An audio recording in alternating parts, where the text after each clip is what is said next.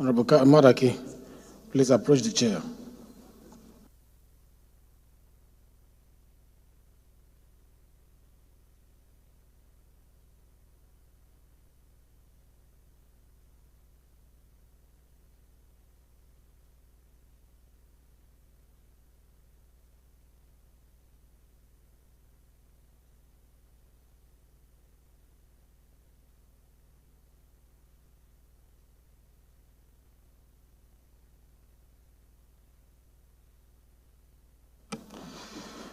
Any member who has a petition to present may please rise to do so.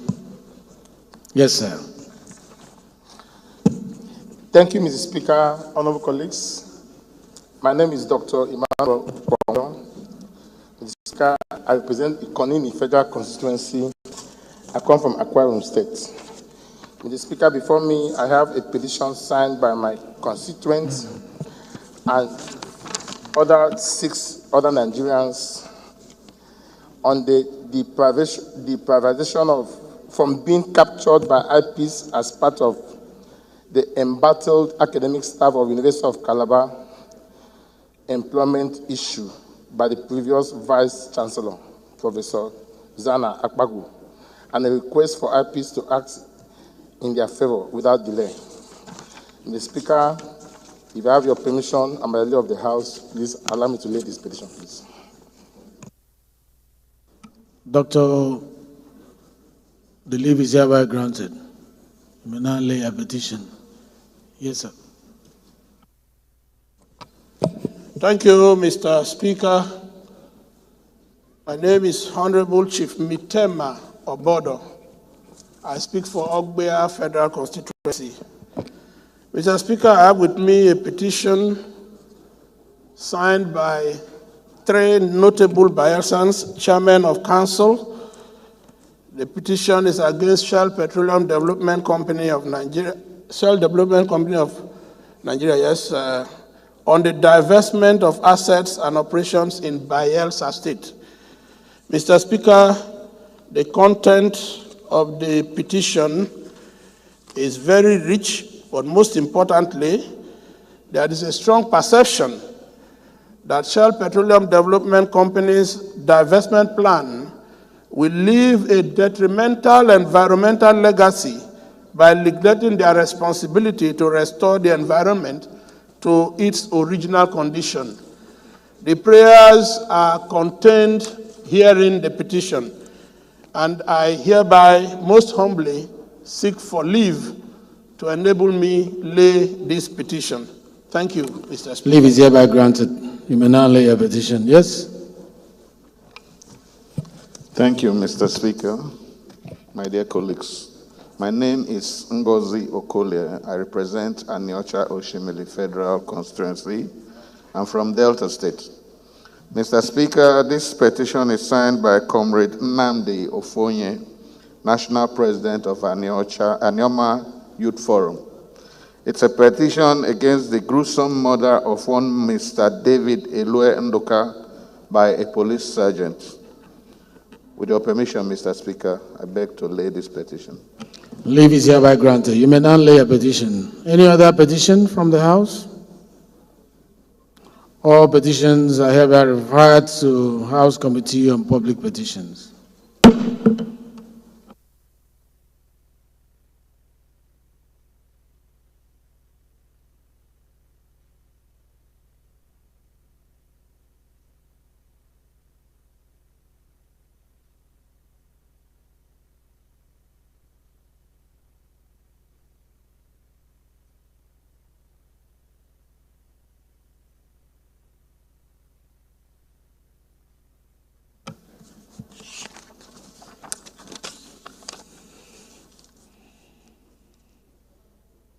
Most distinguished colleagues, any member who has a matter of urgent public importance to present to the House may please rise to do so. Is Honorable Aliyu Iliasu Abubakar in the House?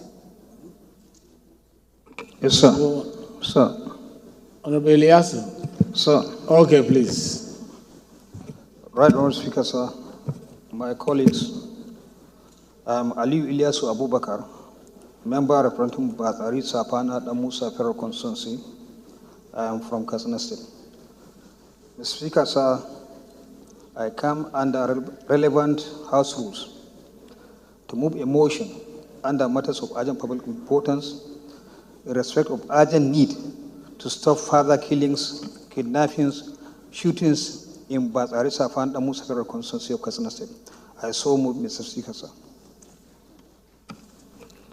Thank you very much. Any seconder? Ajiro.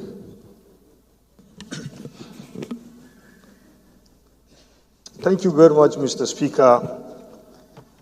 My respectable colleagues, my name is Umar Ajilo, member representing the very good people of Makarfi-Kudan Federal Constituency. I am from the northwestern Nigeria of Kaduna State. I rise to second the urgent matter from my very good friend and brother from Kaduna State, Honorable Aliu Ilyasu Batsari. I so second, Mr. Speaker. Thank you. Thank you very much. The question is, those in support of this motion say aye. Those against say nay. The ayes have it. The second leg of the motion, yes.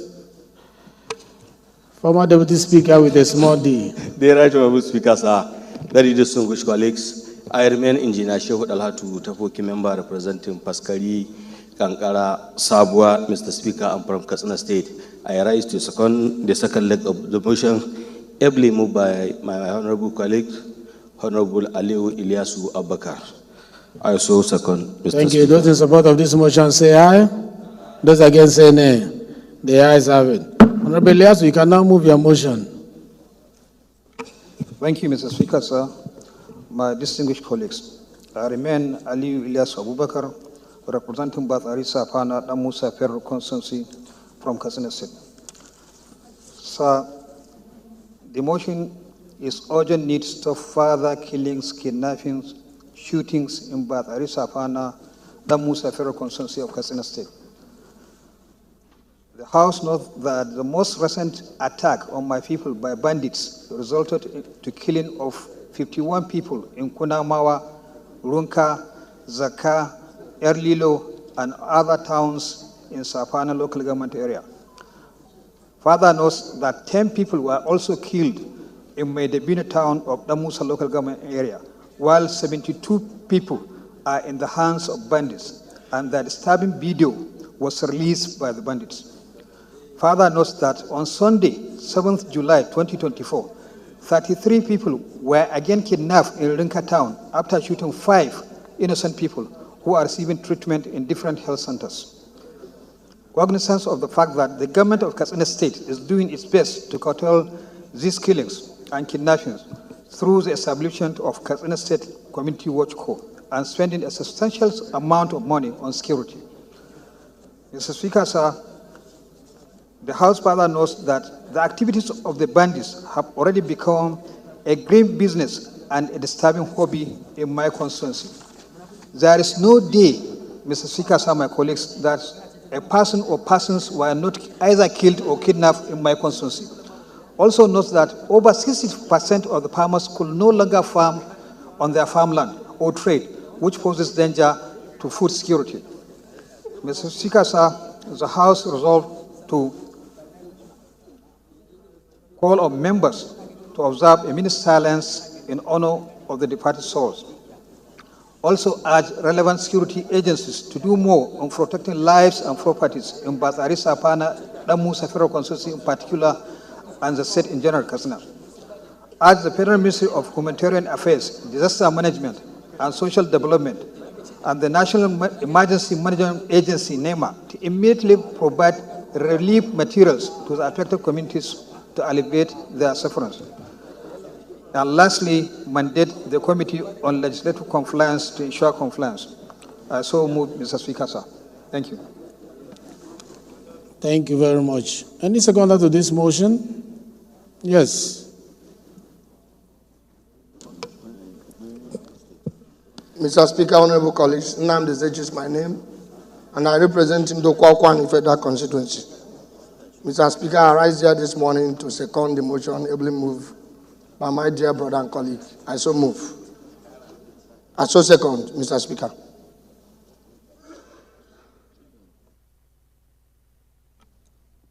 Thank you very much. Before I put the question, I think one or two people want to say something. Honorable Sada Soli. Mr. Speaker, my name is Sada Soli Jibia, representing Jibia Kaita Federal Constituency. Mr. Speaker, the constituency of Ali Iliasu is contiguous with my own constituency. Mr. Speaker, the country needs to know what is going on in that area. Every blessed day, some people will be killed or kidnapped. But our concern is the actions and the inactions of the army. Army in particular, our governor has cried foul on this issue. For example, in my local government, Jibia, which is more or less but a local government, we are the same people, the same family. If there is an attack, if you invite the military, the army in particular, they will not be there. It is an established fact. And from what we are getting is there is some influence on the actions of the military in an effort to contain this banditry in Katsina State. From somewhere, their role is being interfered with respect to giving help to the people of Katsina State. We have so much concern in every part of Katsina State. There is so much concern on the role of the army. They are there, you will find them there, but when you call them, they will not be there. These are things that are baffling us. And this was not the same case 6 months, 7 months with our relationship with the army. And they have a role to play because they are more skillful, they are more armed. So this house, we want this house to prevail on what is going on, what is the relationship with the army and Katsina State government, and even with the extension to Zamfara State. Why do we have to be abandoned by those that have been given the responsibility to protect the innocent lives and property of these people? Okay, round up. Thank you, Mr. Speaker. Thank you very much. Still on the issue? Okay. Thank you, Honorable Speaker, Honorable Khalid Arimi, Honorable Bargaja Mohammed, member representing Isa and Sambin Federal Constituency. Based on what my colleagues have said in connection with the security situation, for killing, kidnapping in Katsina, whatever happening in their constituency, we are all neighboring. Because these bandits are moving from one constituency or from one state to another. They are rotating. If they are in Katsina today, by tomorrow, you will be in Sokoto. Next day, they will be in Zamfara. So they are moving from one angle to another. Please check. For killing and kidnapping of innocent individuals. So, Mr. Speaker, please, we are requesting for more additional security personnel in our areas. Thank you. Honorable colleagues, let's wait for the microphone to come back.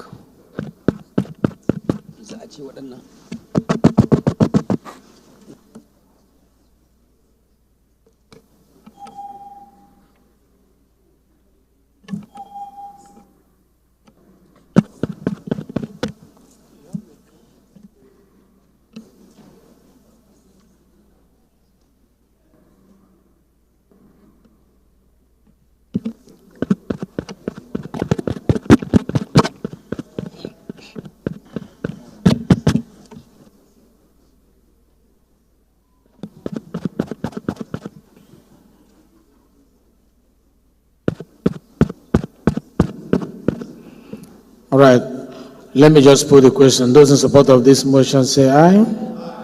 Those against say nay. The ayes have it.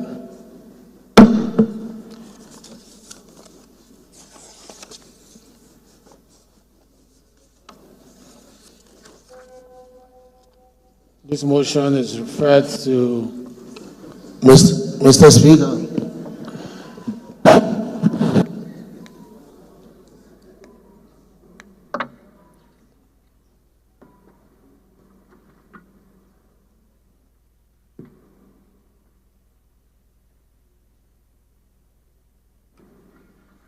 This motion is referred to House Committee on Humanitarian Affairs and NEMA.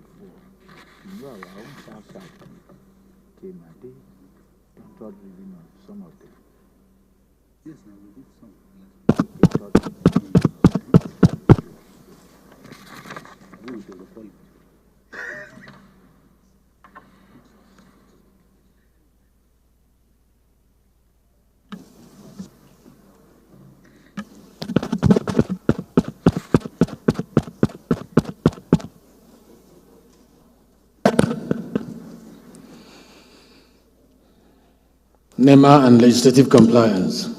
The 1 minute silence, we will observe it at the end of all the motions so that we don't stand up so many times, because we are actually managing our time today. We have an engagement at the villa around 2 o'clock, at 3 o'clock.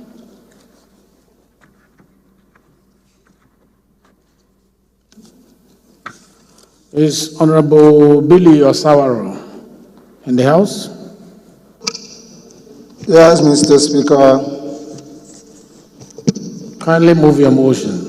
Thank you very much, Mr. Speaker.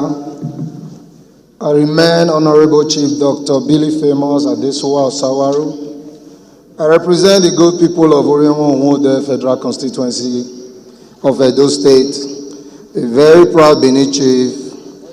Mr. Speaker, I have a motion of urgent public importance. This motion is of the urgent need to carry out a legislative forensic investigation into the challenges affecting the downstream and midstream petroleum sectors in Nigeria and other related matters, with a view to finding a lasting solution to all the challenges being experienced in the sectors and repositioning them for efficiency and productivity. Mr. Speaker, I stand on Order 8-5 to enable me move this very important and people-centric motion. I so move, Mr. Speaker. Thank you. Any seconder to this motion? Doctor? Oh, Pastor. Thank you very much, Mr. Speaker and my respected colleagues. My name is Engineer Aderemi Oseni. I represent the good people of Ido Ibarapa East Federal Constituency. I am from Oyo State.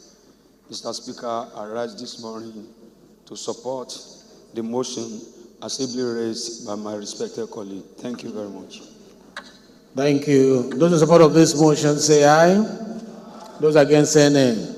The ayes have it. The second leg of the motion, any seconder to that? Yes, Madam.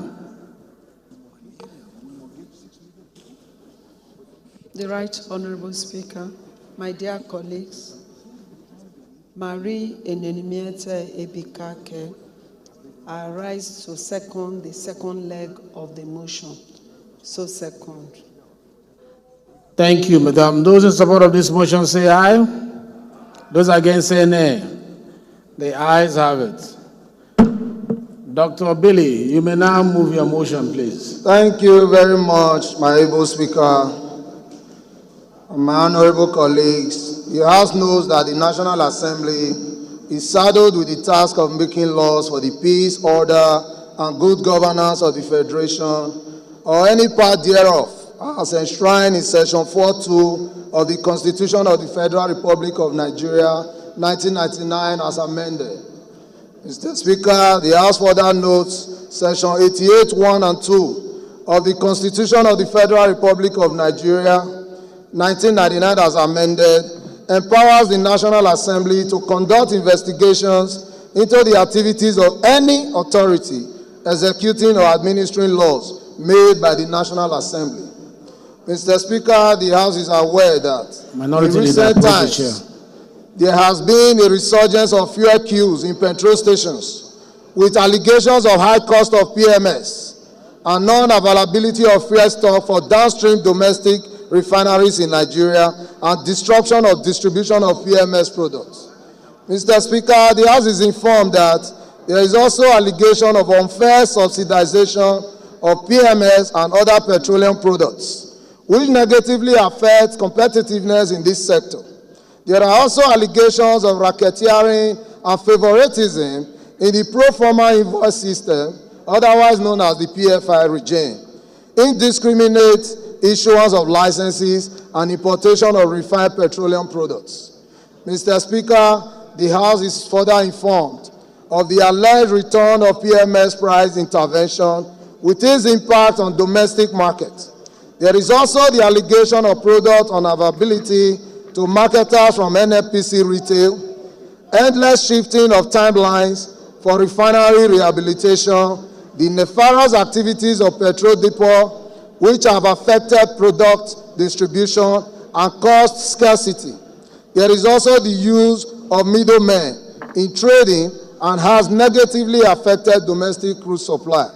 Mr. Speaker, the House is disturbed about the indiscriminate issuance of licenses, the unavailability of laboratories to check adulterated products, and the influx of adulterated products into the country. Allegation of non-domestication of profits realized from crude marketing sales in local banks, abuse of the PFI regime, importation of products already being produced in Nigeria, like the jet fuel AGO. Mr. Speaker, the House is also disturbed about the allegation of the return of subsidy on downstream PMS products, unclarity about the exact landing cost of PMS, reduction in retail price, and its impact on downstream operations, allegation of importation of substandard products, and high sulfur diesel into Nigeria. Mr. Speaker, the sale of petroleum products below fair market value and its impact on downstream and local refineries and as the source of funds for such interventions. The House is worried about the failure of the regulators such as the NMDPROA, the NUPROC, etc., to enforce compliance with standards that will help achieve the growth of downstream sector, and the lack of support to local crude refiners, issuance of import license despite local production. Mr. Speaker, the House resolves that 1, to mandate the House committees on petroleum resources, downstream and midstream, to carry out a legislative forensic investigation into the resurgence of fuel queues in petrol stations, allegations of high cost of PMS, unavailability of fuel stock for downstream domestic products, racketeering and favoritism in the PFI regime, indiscriminate issuance of licenses, so on and so forth. And number 2, Mr. Speaker, the House also mandates the House committees on petroleum resources, downstream and midstream, to carry out a legislative forensic investigation into the presence of middlemen in the trading indiscriminate issuance of licenses, unavailability of laboratories to check adulterated products, influx of adulterated products into the country, allegations of non-domestication of profits realized from crude marketing sales in local bank, abuse of PFI regime, etc. And lastly, Mr. Speaker, the House also mandates the House Committee on Petroleum Resources, downstream and midstream, to carry out a legislative forensic investigation into the allegation of importation of substandard products and high sulfur diesel into Nigeria, sale of petroleum products below fair market value, and its impact on downstream and local refineries, and as the source of funds for such interventions.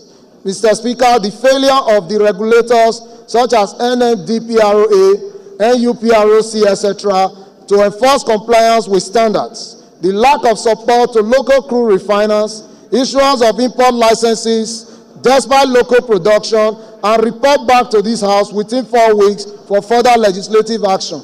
I so move, Mr. Speaker.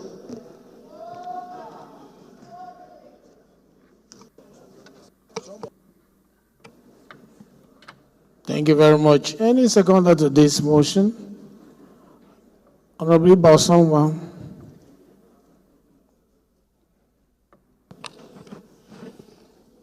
Good morning, Mr. Speaker, honorable colleagues. My name is Ibe Okwara Osongwa, and I represent the very prosperous people of Aruchuku Ohafia Federal Constituency. Mr. Speaker, I'm also from the state that has the only performing governor in this federation. I come from Abia State. Mr. Speaker, I rise to second this very noble motion, ably moved by my brother and colleague, Honorable Billy Osawero. I so second.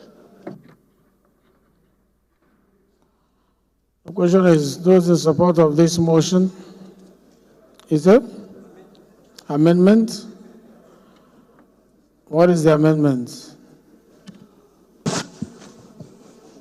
Mr. Speaker, honorable members, I remain Honorable Ado Dogwa. Mr. Speaker, I represent the people of Dogwa, Tudunwada Federal Constituency, Mr. Speaker. My respected colleagues, my amendment goes as follows. While I support very seriously the issues raised by the mover of the motion, the arguments put forward, and all the references he has made in the content and context of the motions are apt. But I would like to amend that wherever in the content of his motion the name NUPRC appears, be deleted. Because NUPRC has got no business whatsoever with refining, distribution, and sales of white products in the sector. All other agencies he has made reference to are, of course, involved, and I believe they will be in the best position to address these problems. So my amendment is that where the word NUPRC appears in the content of the motion be deleted, because NUPRC deals simply with the production of crude oil, which is an upstream matter. Mr. Speaker, honorable members, this is my simple amendment. Thank you. Honorable Ikenga. Thank you, Mr. Speaker. My name is Ikenga Imo Ogochinyere. I represent the good people of Idaho North and South Federal Constituency. Mr. Speaker, I partly agree with the comment made by the leader, but because there is an issue raised by the mover of the motion, which is non-availability of feedstock to domestic refineries. In dealing with why our domestic refineries does not have feedstock to refine, we have to go up to ask, is NUPRC ensuring that the IOCs and indigenous oil companies are fulfilling their constitutional obligation on domestic crude quota allocation to the refineries? In ascertaining that, you'll be able to know who is at fault, why we will have those 4 refineries that are operating today, whether Aradel, which has a capacity of 11,000, but all it requires is just 3,500 barrels. OPEC, capacity of 10,000, all it requires is 1,750. And Dangote, capacity of 650,000, all it requires is 226,000. So in finding why ordinary 226,000 barrels is not available, you also need to find out, is the IOC sending to us their domestic crude obligation? And the only person that can help us answer that partly is the NUPRC. Thank you, sir. Thank you for explaining that. The point you're trying to make is that they are all interrelated when it comes to determining. Please turn off your mic, Gochinya, Honorable. That you are engaging with NUPRC. It's only to the extent of determining, what is happening with availability of feedstock. Okay. Yes, Doctor, you want to say something on that? Yes, Mr. Speaker, honorable colleagues, my name is Dr. Gali Mustafa Tijani, representing Alabasu, Gaya Ajingi Payroll Constituency, Mr. Speaker. Yes, Mr. Speaker, I rise to make a little contribution regarding to this. NUPRC should not be exonerated on this subject, simply because, according to OPEC, 450,000 barrels is allocated for domestic consumption purposely. Therefore, since it is upstream matter, they have to come forward to explain such quantity allocated to Nigeria for domestic use or for the consumption of downstream. What are they going to do with it, or what are they doing with it? For this reason, it is important for NUPRC to come forward together. However, I will amend that both upstream committee and the upstream committee should be included, simply because NUPRC is being included. Thank you, Mr. Speaker.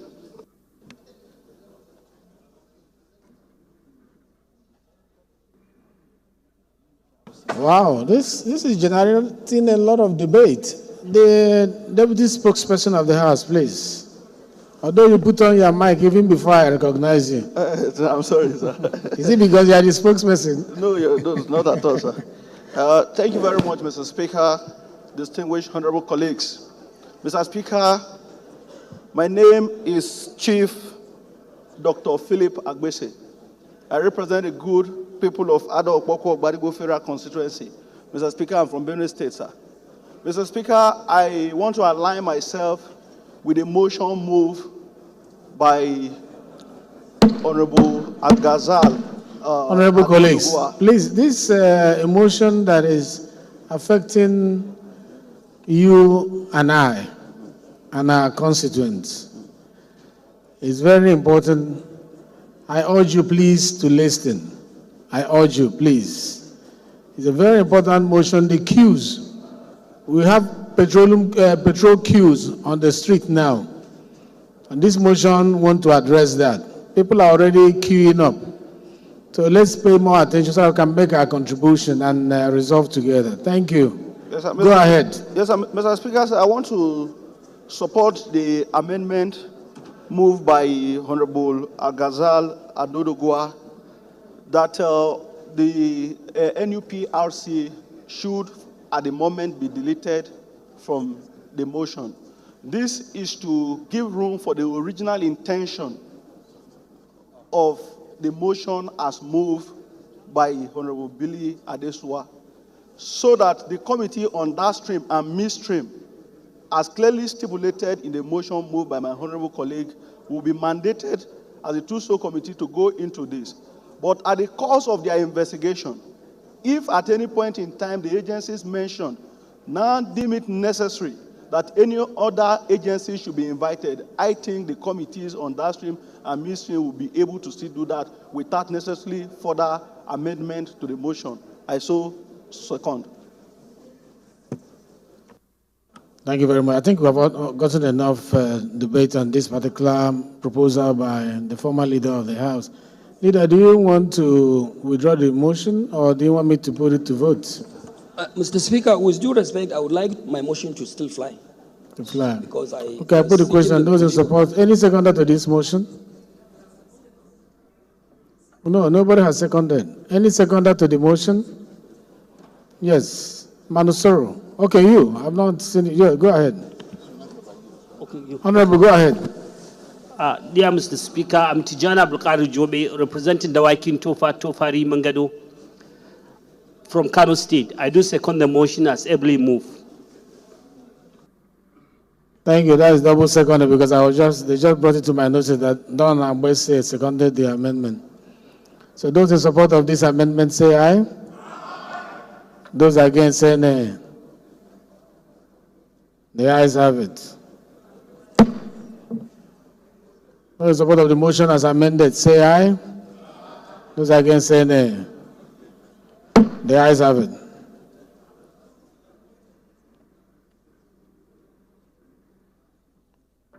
The motion is referred as prayed. A special joint committee between the midstream and downstream is hereby constituted under the leadership of the committee with the highest jurisdiction, in this case downstream, to lead.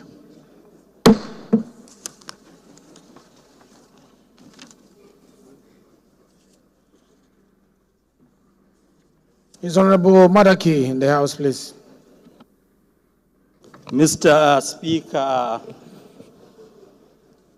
my highly respected colleagues, my name is Ali Usani Madaki, and I represent the Ala Federal Constituency of Kano State. Mr. Speaker, I want to come under Rule 8.4, matters of urgent public importance. And the matter I want to bring before the attention of this honorable House has to do with the issue of Samoa Agreement that was signed on behalf of Nigerians by the federal government on the 28th of June, 2024. It was alleged that some clauses in the Samoa Protocol involves LGTB, and that has caused a lot of tension and apprehension in every part of the country. So I believe it is important we discuss that. I'm therefore appealing that we suspend the relevant rules so that we may discuss it now. I so submit, Mr. Speaker. Thank you. Any seconder to this motion? Yes, behind. Thank you, Mr. Speaker. Distinguished honorable colleagues, I'm Barrister Muhammad Bello Shehu. I'm representing the people of Fege Federal Constituency, and I rise this morning to second the first leg of the motion as ably moved by my leader, Honorable Ali Madaki Ngini. Thank you. Those in support of this motion say aye.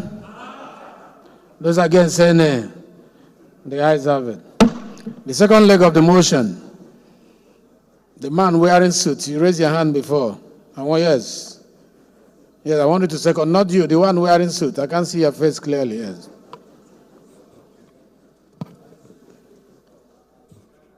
Thank you, Mr. Speaker.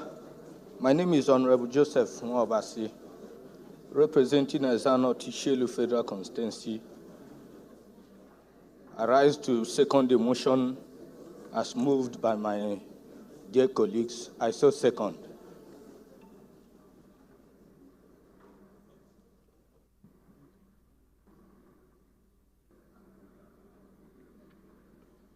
Those in support of this motion say aye. Those against say nay. The ayes have it. Honorable, you can now go ahead with your motion. Mr. Speaker, my highly respected colleagues, my name is Ali Usani Madaki, and I represent the Ala Federal Constituency of Kano State. The motion reads, alleged controversial Samoa Partnership Agreement by the federal government. The House notes that on June 28, 2024, the federal government signed what is known as the Samoa Agreement with the European Union, EU, to boost food security and inclusive economic development, among other vital areas. Concerned that the agreement allegedly has some clauses that compel underdeveloped and developing nations to support lesbian, gay, bisexual, and transgender LGBT community as condition for getting financial and other support from advanced societies. Also concerned that Article 97 of the alleged agreement, which states no treaty, convention, agreement, or arrangement of any kind between one or more member states of European Union or one or more member states of OACPS members shall impede the implementation of this agreement is seen as supremacy clause and thus violate Nigeria's sovereignty. Worried that other articles, especially Article 2.5, 29.5, 36.2, and Article 88 in the Samoa Agreement that was signed by the federal government may be inimical to the interests of Nigeria as a country and the values of our people as a whole. More so, it does not contain a reservation clause. Aware that Article 2.5 states that all parties systematically promote a gender perspective and ensure that gender equality is mainstream across all countries. also worried that the phrase gender equality, as reported, is a Trojan horse for deceptively bringing in all sorts of immorality to our country, as gender no longer means sexes, male and female, as traditionally understood. It now includes homosexualism, lesbianism, transgenderism, and animalism. Further worried that the signing of such an agreement with the aforementioned clauses, if true, violate our sovereignty and is a clear contravention of Section 12(1) of 99 Constitution as amended. The federal government may have signed the agreement without exhaustive consultation and consideration for possible long-term consequences. Resolve to call on the federal government to suspend the implementation of the Samoa Agreement until all controversial clauses are clearly defined to make sure that they do not violate any law in Nigeria. Mandate the Committee on National Planning and Economic Development, Justice, treaties, protocols, and agreements to interface with the relevant agencies to resolve all gray areas in the agreement and report back to the House within 4 weeks. I so submit, Mr. Speaker. Mr. Speaker, before I sit down, this motion is sponsored by 88 members. Among them are 5 members of leadership, which includes the minority leader, Honorable Kumo, Honorable Halims, Honorable Ali Jesi, and Honorable Nolin, Honorable Sada Soli, Honorable Abdul Samad Dasuki, Honorable Yusuf Rabiu, Honorable George Ozodunobi, and 80 others. I so submit, Mr. Speaker. Thank you very much. Sorry, Mr. Speaker, a big omission.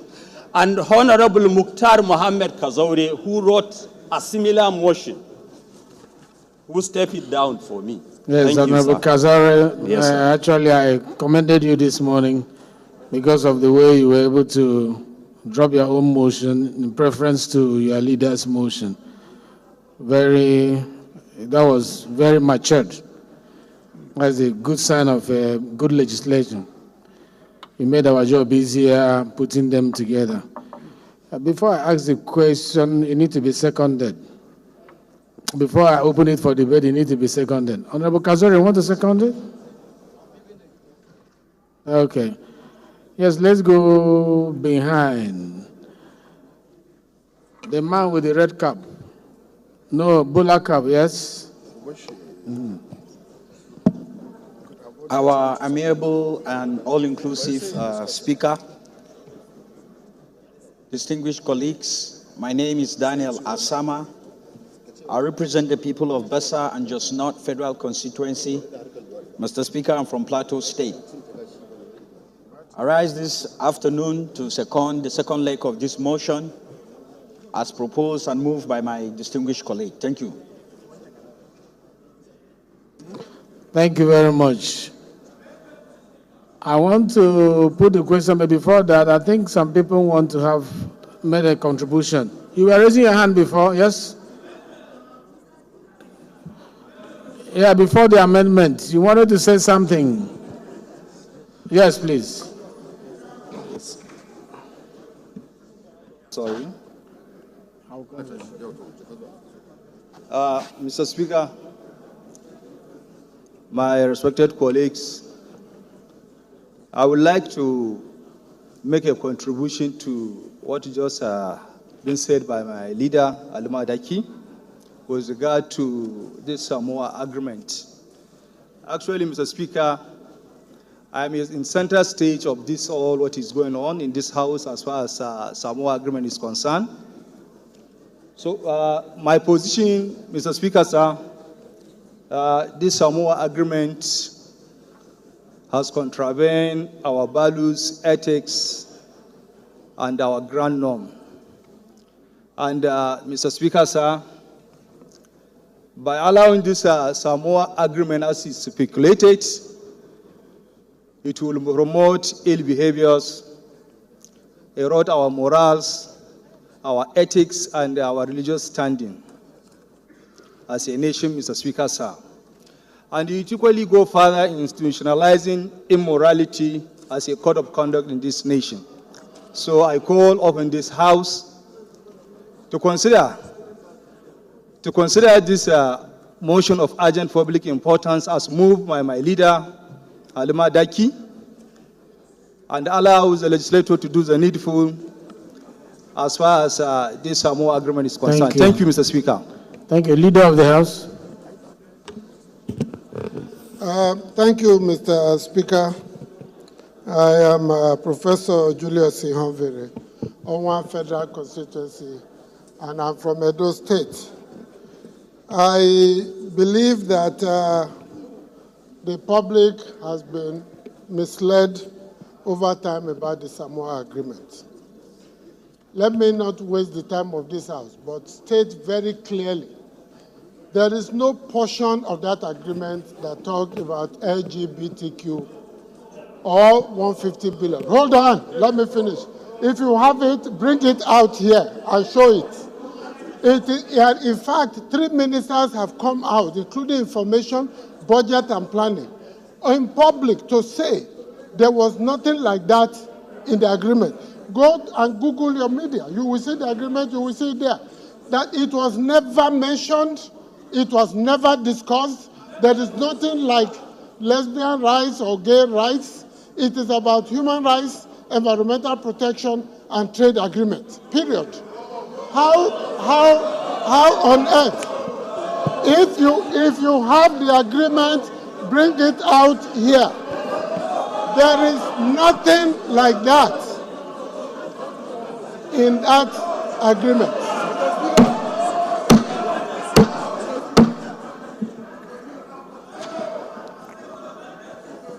This is the beauty of Parliament. People are allowed to be heard. Honorable Alexi Kweche, let me hear you. Please. Honorable Speaker. Yes, please. Please turn off your mic. Thank you very much, Mr. Speaker.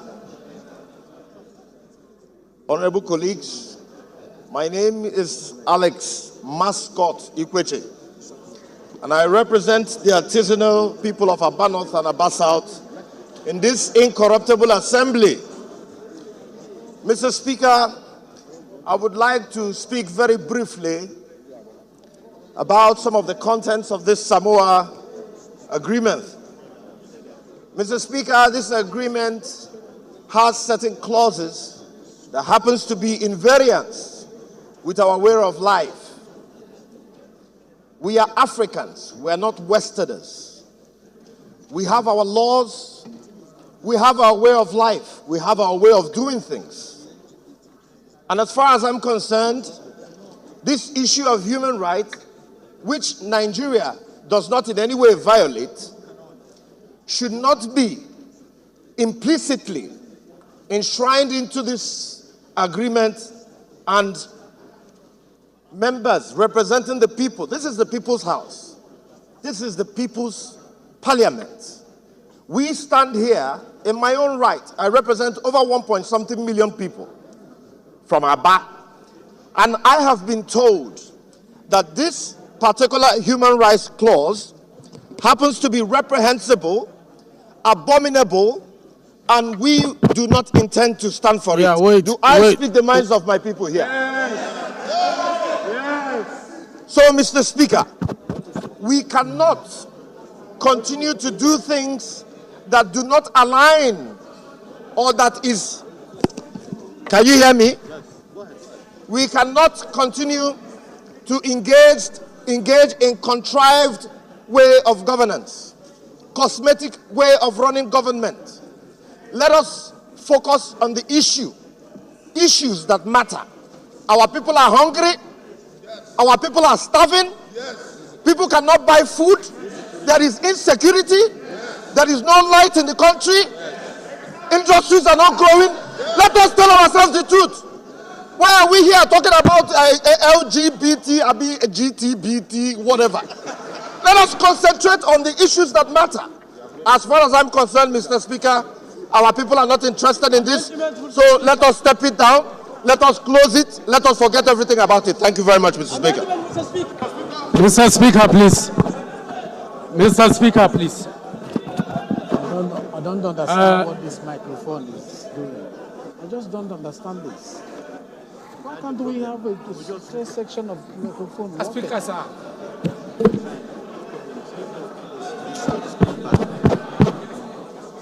Mr. Speaker. Yes. Mr. Speaker.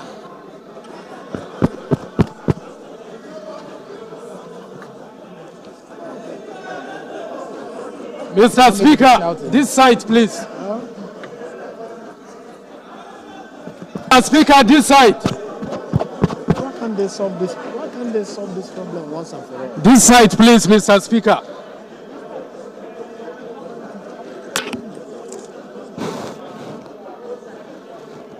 Mr. Speaker, this side, please.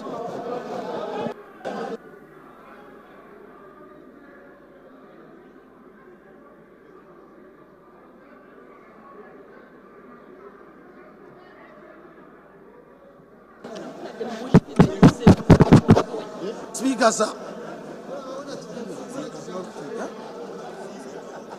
Okay, I know what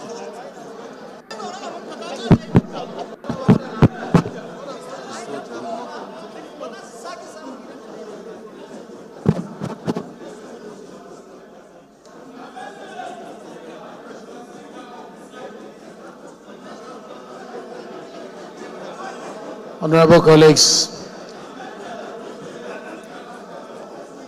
honorable colleagues, most of you have even spoken without saying a word. The Parliament has spoken without even speaking a word. The body language of the Parliament is in support of this motion. So instead of us, let us have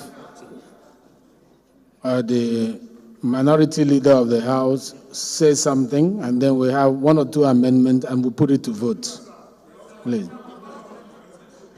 Still on the same issue. Let the minority speak. Majority have spoken, let minority speak. Please. Thank you, Mr. The majority Speaker. have spoken, let minority say something, we'll come back to you.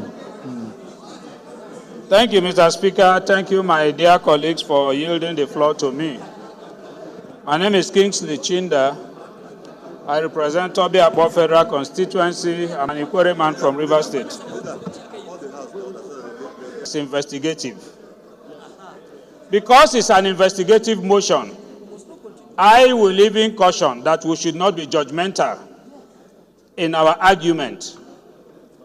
But clearly, where the federal government is going into an agreement, by the provisions of Section 12 of the Constitution, the Parliament ought to be carried along. And if the Parliament had been carried along, these arguments, even from our people that we speak for, would not have been there, because Nigerians would have been better informed. The problem is that of lack of information.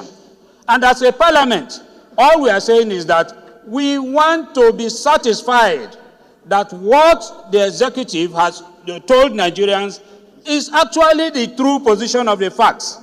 That's all we're asking for. At this stage, we are not condemning or accepting whether LGBT is in the contract or not. But we want to know, we want to confirm, and we want to affirm. So I would therefore pray that at this stage, we all support the motion and allow this investigation to go on. When we get the report of the investigation, we can then carry out a full debate on the outcome. Thank you, Mr. Speaker. Thank you very much. Let's hear the amendment from Doctor, and that will be the last, please, because the motion is clear and straight to the point. Thank you, Mr. Speaker. Mr. Speaker, honorable colleagues, my name is Dr. Gali Mustafa Tijani, representing Alabasu Gajing Federal Constituency, Mr. Speaker. Mr. Speaker, I have amendment and a reply to the House Leader.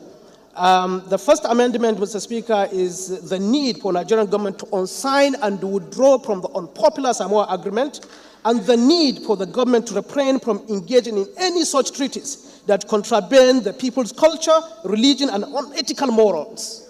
One. Yes. And Mr. Speaker, agreement, this is the amendment. Mr. Speaker, agreement upon agreement has been signed by Nigeria in order to improve the Nigerian economy. But Mr. Speaker, everybody knows that instead for the economy to progress, it's now retrogressing like a wildfire. Therefore, Mr. Speaker, we urge and we tell everybody, no matter how much money Nigeria is going to get from this thing, the handlers of the current economy could not fix the economy. Therefore, this should be rejected in totality. Thank you, Mr. Speaker. Yes. So, your amendment, the amendment we did it? Yeah?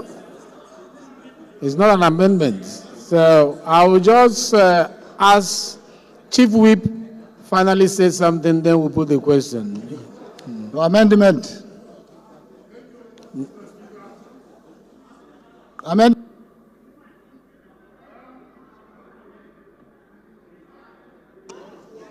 I am Honorable Usman Bello Kumo. I represent Akko Federal Constituency from Gombe State. Mr. Speaker, first and foremost,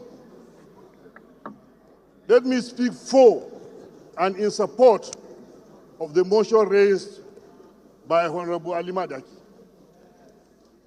In a world where its covenants proclaim black inferiority, in a world where, despite evidence to the contrary, but insist that black Africa is synonymous to poverty, misery, and other social evils, it is from this world that every right-thinking Nigerian should raise to vehemently resist, object, and reject anything that will bring about interfering and working against our religion and our moral values. So, I would be very glad and happy that what the executives are claiming and they are saying, I pray God Almighty to make it true. If it is, we are home and dry. If it is not, we are calling on everybody involved that this agreement should not only be withdrawn, but an apology should be given to the entire Nigerians. This is my position, and I so submit. Thank you very much.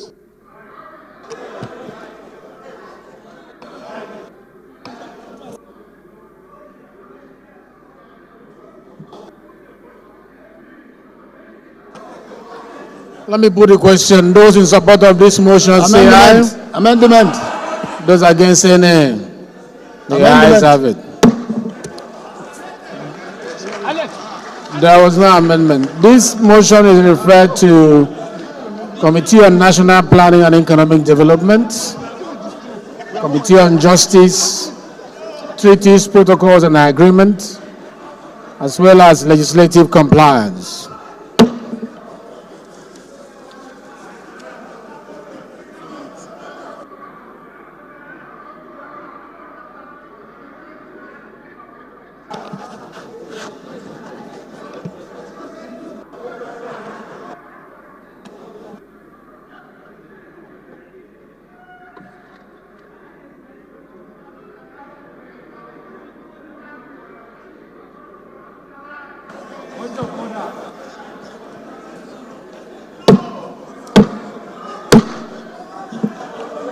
Honorable colleagues, there's an announcement.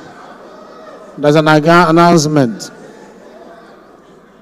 Honorable colleagues, if Honorable Ele Odemo Uchenna Clement Nwachukwu, if he's in the house, please approach the clerk urgently.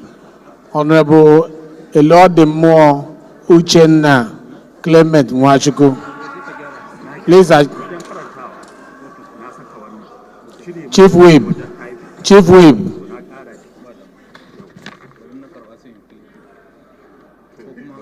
Please, if Honorable Edimo Uchenna Clement Wachuku is in the house, kindly see the clerk.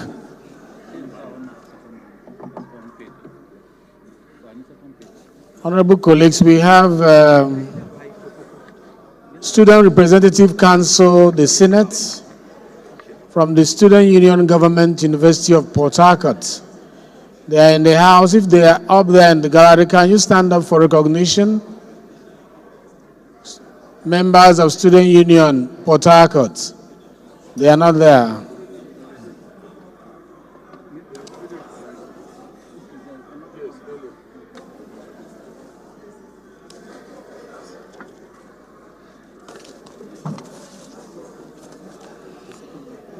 No.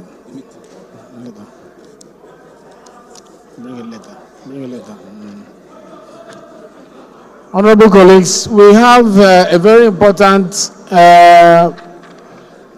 engagement this afternoon by 2 o'clock.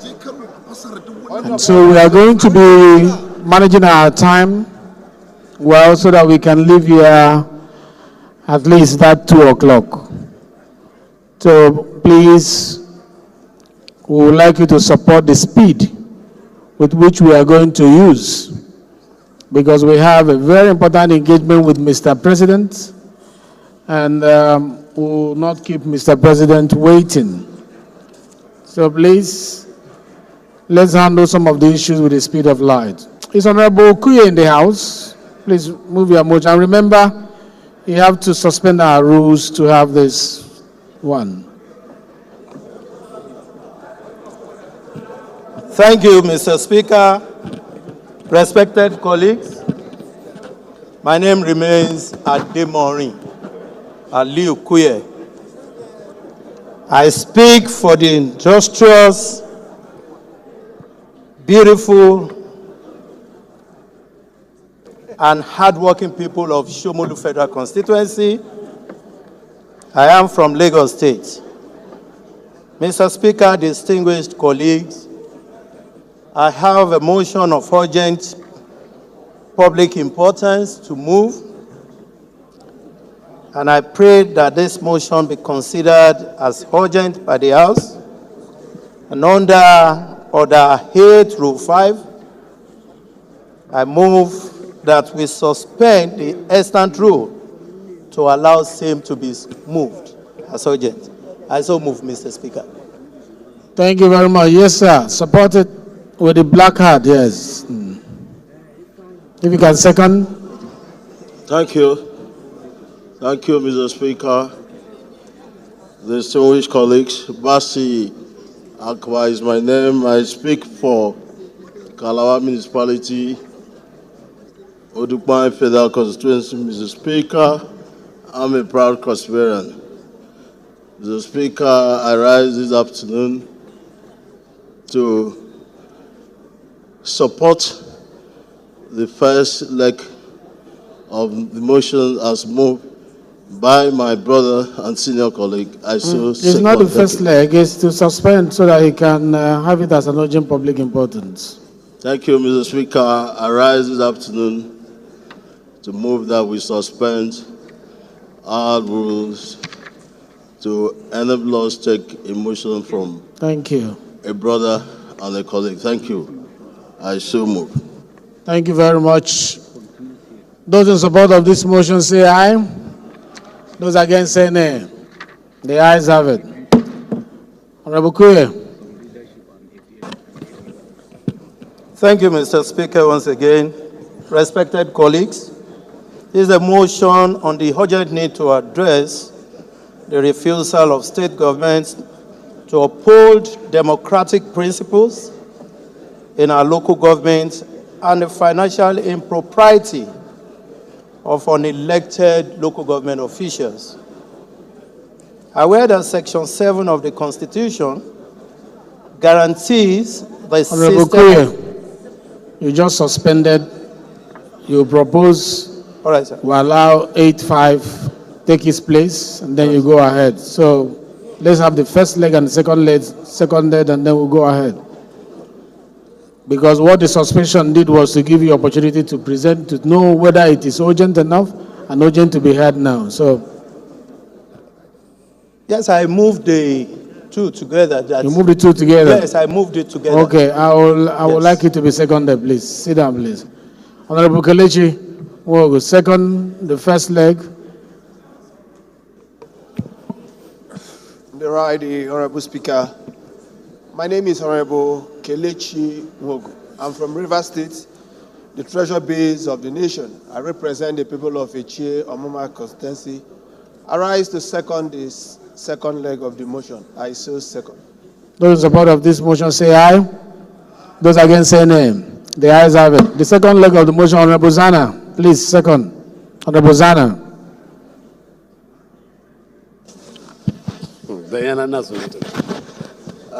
Mr. Speaker, my respected colleagues, I'm Honorable Zanna Usman, representing the good people of Kagagu, Bioma, Gumeri Federal Constituency. I rise to second the second leg of the motion. I saw second. Those in support of this motion say aye. Those against say nay. The ayes have it. Please, could we make it as brief as possible? We are managing our time, please. I'll try, Mr. Speaker. Mr. Speaker, this is a motion on the urgent need to address the refusal of state government to uphold democratic principles in our local governments and the financial impropriety of unelected local government officials. Aware that Section 7 of the Constitution guarantees a system of local government run by democratically elected officials and prescribed that state government should ensure their existence. Aware also that by virtue of Section 8 of the Constitution, as amended, mandates the State House of Assembly to make laws for the establishment, tenure, structure, composition, finance, and functions of the local council, as stipulated by the Constitution. Mr. Speaker, I will move to paragraph 5, which says, worried that increasing number of states acting with so much impunity and constitutional disregard has about 21 states now are currently running council with caretaker committees, which is strange to our constitution. Dismayed that this impunity and constitutional disregard is a deliberate effort to upstage democracy, shrink development potentials of our local council, and enshrine lack of accountability and limit transparency in our local government and the state.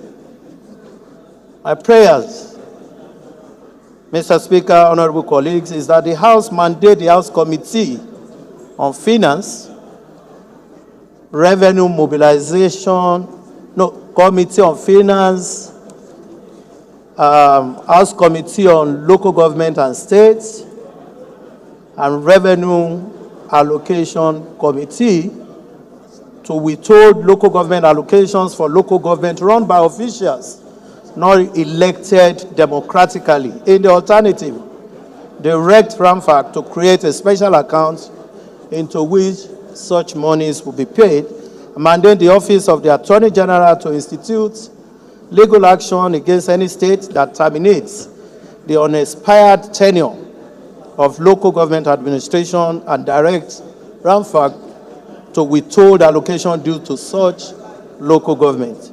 Mandate the Committee on Legislative Compliance to ensure compliance of same. I so move, Mr. Speaker. Thank you. I really like the way you abridged your motion and went straight to the prayer. In view of the time that we are trying to manage, others who are going to speak, please let us follow that trajectory so that we can achieve more today. Any seconder to this motion? Honorable Maki. Thank you, Mr. Speaker. My honorable colleagues, I'm Abubakar Maki Eleman. I'm from Jigawa State. I represent Malamuro Kaugama Federal Constituency. Mr. Speaker, my honorable colleagues, I rise to support the motion heavily moved by my senior colleague. I so second. Thank you.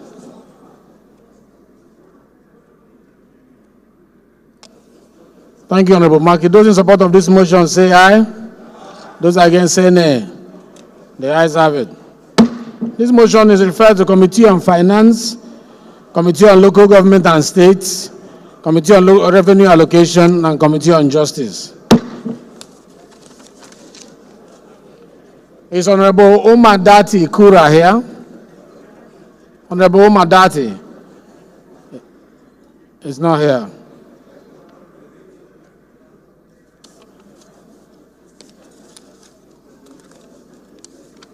Honorable Bamidele Salam, please. This your motion is very long. Make it very short, please. Please. Thank you, Mr. Speaker.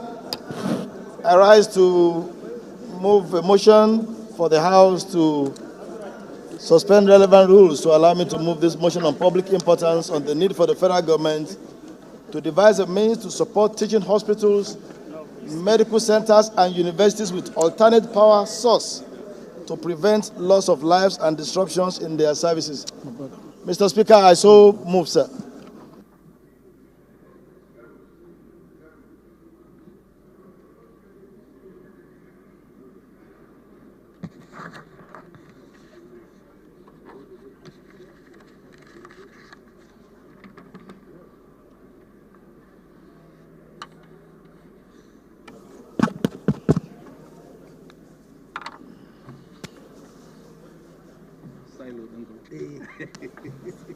It's under this.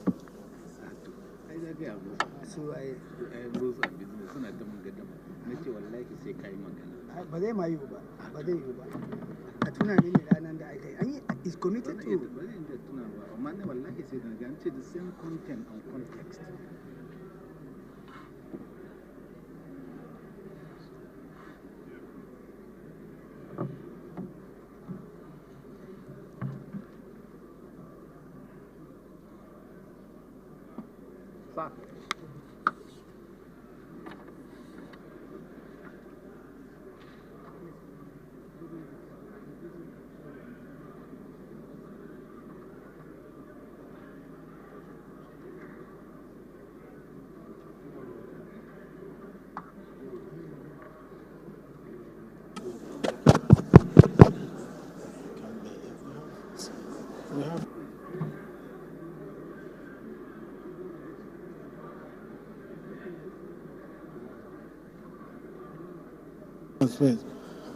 Yes, Bamidele, he has moved, right? Mr. Speaker, I just moved the motion asking for the leave of the House to move the motion properly. Yes. Second that, please. Amo Bioga, please, can you second, please? Amo Bioga, second. Both of you are from the Southwest. Let another person second. Thank you, Mr. Speaker. My honorable colleagues, my name remains Honorable Amobi Godwin Oga. I represent Nigeria through the good people of Isukwato and Umunnochi Federal Constituency. Mr. Speaker, I'm Uturuman from Abia State. Mr. Speaker, I rise to second the motion, ably moved by my leader and my brother and colleagues. I so second. Those in support of this motion say aye. Those against say nay. The ayes have it. The second leg of the motion. Yes, sir.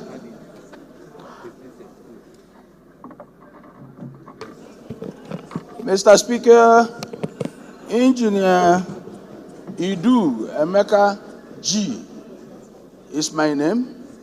I represent Onitsha North and Onitsha South Federal Constituency. I am from Anambra State.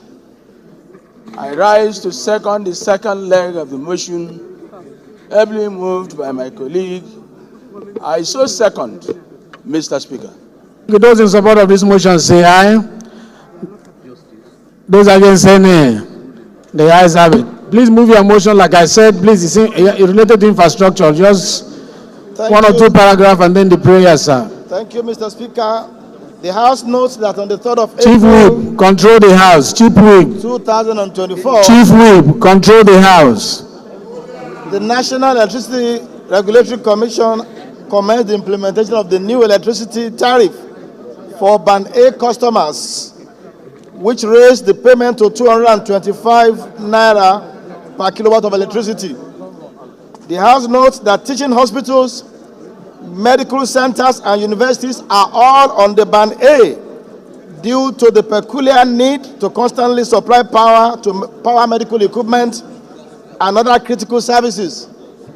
The House notes that the Ahmadu Bello University Hospital Zaria now pays 75 million naira every month. Aminu Kano Teaching Hospital pays 119 million naira per month.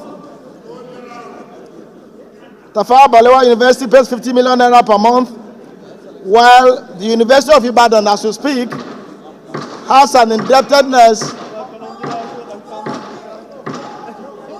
of 495 million naira per month as electricity bill.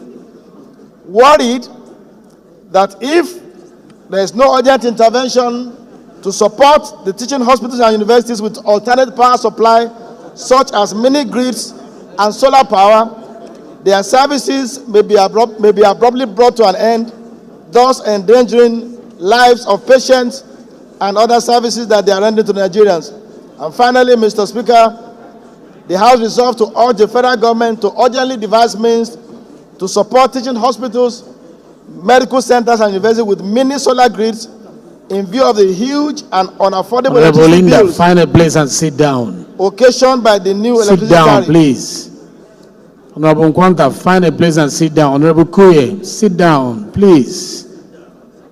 And two, to mandate the Committee on Health Institutions, Rural Ratification Agency, and Power to ensure compliance. I so move, Mr. Speaker. Thank you.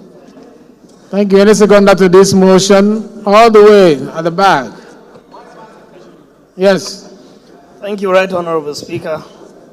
Respected members of the House, my name is Honorable Abdul Hakim. Honorable Agwacha, not you. Go ahead. Camilo Adro, representing Garuka Widil Federal Constituency. Mr. Speaker, I'm from Kano State. I stand to second the motion as moved by my colleague. I so second. Thank you.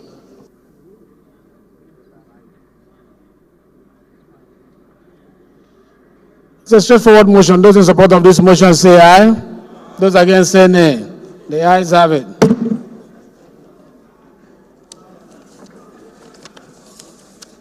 The motion is referred to Committee on Health Institution, Rural Electricity Agency, and Power. And I want to thank you, Honorable Salam, for making it very brief as well. The last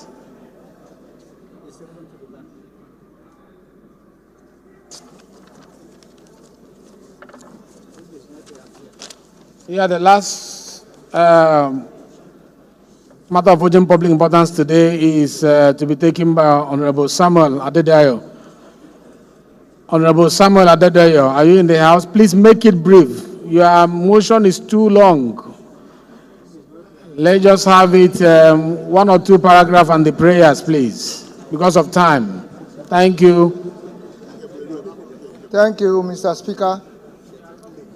Right Honorable Benjamin Kalu. My colleagues, I ask for the indulgence of the House to suspend our extant rules in order for me to move a motion on a matter of urgent public importance on the need to rejig local vaccine production in Nigeria. Thank you, Right Honorable Speaker, my colleague. Thank you. Any seconder to this first leg of this motion? Honorable Nkwanta, please. Thank you, Right Honorable Speaker. My name is Honorable Chris Nkwanta, and I represent the good people of Okwa East and West Federal Constituency. Mr. Speaker, I rise this morning to support the motion that we suspend the extant law and allow him to proceed with the motion. Thank you, Mr. Speaker. Thank you very much. Those in support of this motion say aye. Those against say nay. The ayes have it. The second leg of the motion, please. Any seconder to that? The second leg of the motion.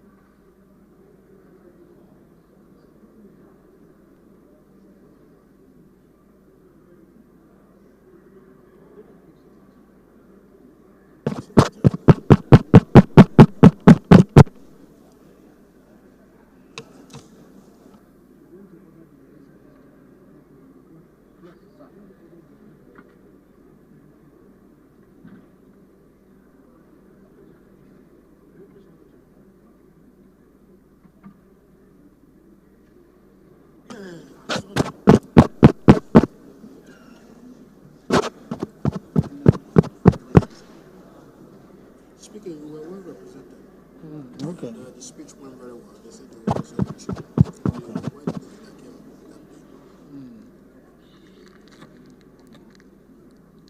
I couldn't come because I was.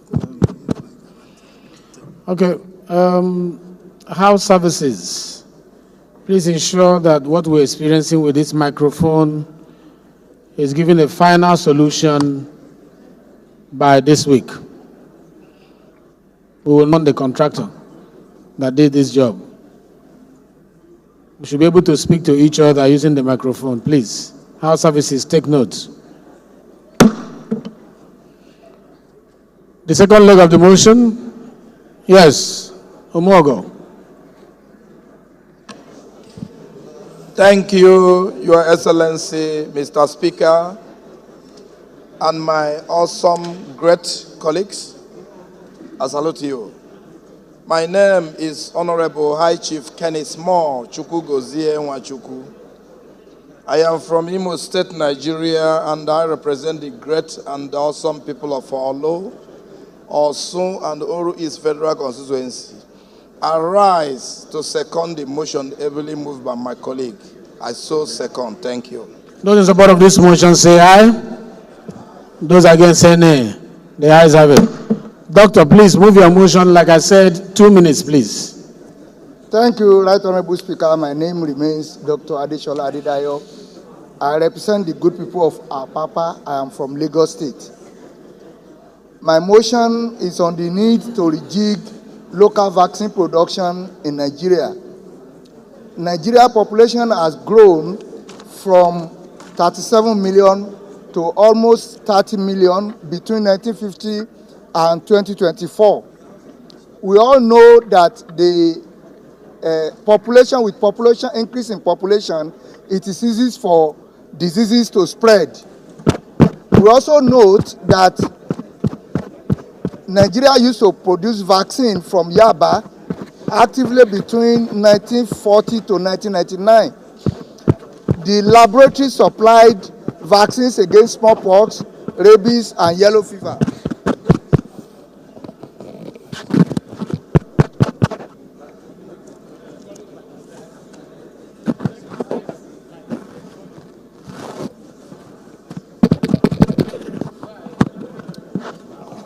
Hello?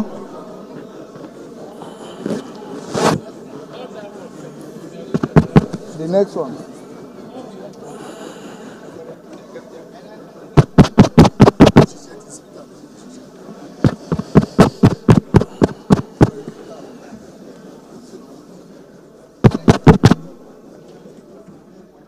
It's not working.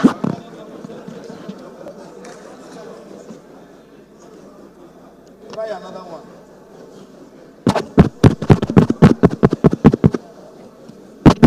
This one is not working either. Yeah, that one is. Talk. Hello?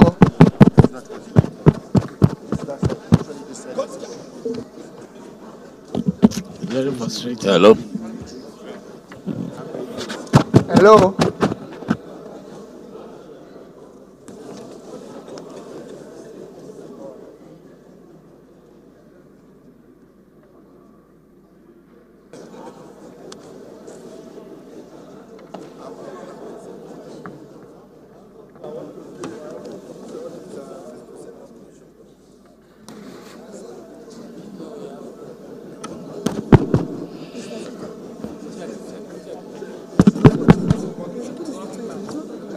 Right Honorable Speaker, I was saying that Nigerian population had increased from 37 million to almost 230 million between 1950 and 2024. We all know how easy it is with increasing population for diseases to spread. There used to be a vaccine laboratory in Yaba in Lagos State that was operative between 1940 to 1999. But that laboratory used to produce vaccines against smallpox. Please, Honorable, go to your prayers. Please go to your prayers. Thank you, Right Honorable Speaker. My prayers are that the House resolves to mandate the House Committees on Health Institutions and Healthcare Services to invite all relevant agencies to unravel the reasons why the Yaba Vaccine Production Laboratory has remained closed till now, why the BioVaccine Limited has not commenced production till today, and the status of all funds hitherto allocated to vaccine production in Nigeria. 2, urge the Federal Ministry of Health to pursue the goal of turning Nigeria into the hub of African vaccine manufacturing with every commitment it deserves. And finally, that the House committees assigned to report back within 4 legislative weeks. Thank you, Right Honorable Speaker. Thank you. Any seconder to this motion? Yes, sir. Mr. Speaker, honorable colleagues, I am Hussaini Mohammed Jallo, representing Ikebe Federal Constituency of Kaduna State. I hereby second the motion heavily moved by my colleague. I so second. Thank you. Thank you very much. Those in support of this motion say aye. Those against say nay. The ayes have it. Motion is referred to Health Institution and Health Services of the House. Committee on Health Institution and Health Services.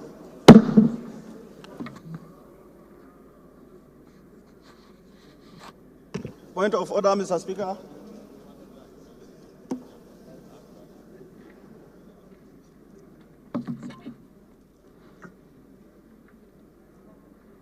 Did I hear point of order?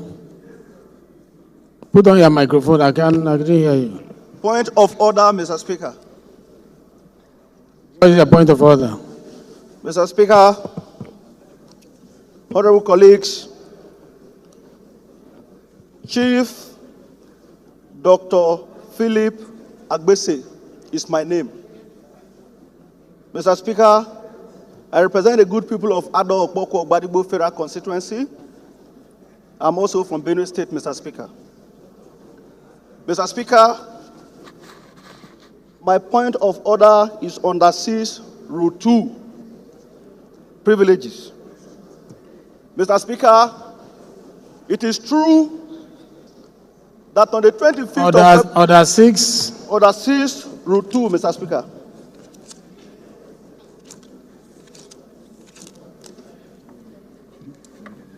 On privilege. Yes, Mr. Speaker. Okay. Mr. Speaker, it is true that I was voted on the 25th of February 2023 by my people. Mr. Speaker, it is also true that I was inaugurated into this House on the 13th of June 2023 by the leadership of this House. Mr. Speaker, to that end, it is also true that I am a member of this House, ranking or new member as the House rule may state. Mr. Speaker, sir, sometime last week, I was returning from an international parliamentary assignment back to the country when I was confronted by a parliamentarian from Ghana. At the airport in Accra, at the course of our discussion, I was confronted with a question emanating from the conduct or the position of one of my colleagues in this House last week, that new members of this parliament are not allowed to speak. Mr. Speaker, while that was taking place, my beloved daughter Emanuela Okanwanyi Agbesi also called me from the United Kingdom to tell me that new members of this parliament, that is those who were just elected and just came into this parliament at the same time that I came, are not allowed to contribute or speak on the floor of this House. Still emanating from the comments made by one of my colleagues in this House. Mr. Speaker, while that was going on, my constituents equally threatened on Facebook and other platforms, regretting that they sent a new member to the House. Mr. Speaker, sir, there have never been any time that anyone under the banner of new member was not allowed to speak on the floor of this house, and not myself, Honorable Philip Agbese. Mr. Speaker, that comment by my colleague has injured my reputation as a member of this house. Mr. Speaker, I stand this morning that my privilege as a member of this house was breached, and I want to move that a member who made those comments be made to tender an all-reserved apology to Honorable Chief Dr. Philip Agbese and some of my colleagues who feel that they do not belong to that category. I so move, Mr. Speaker, sir.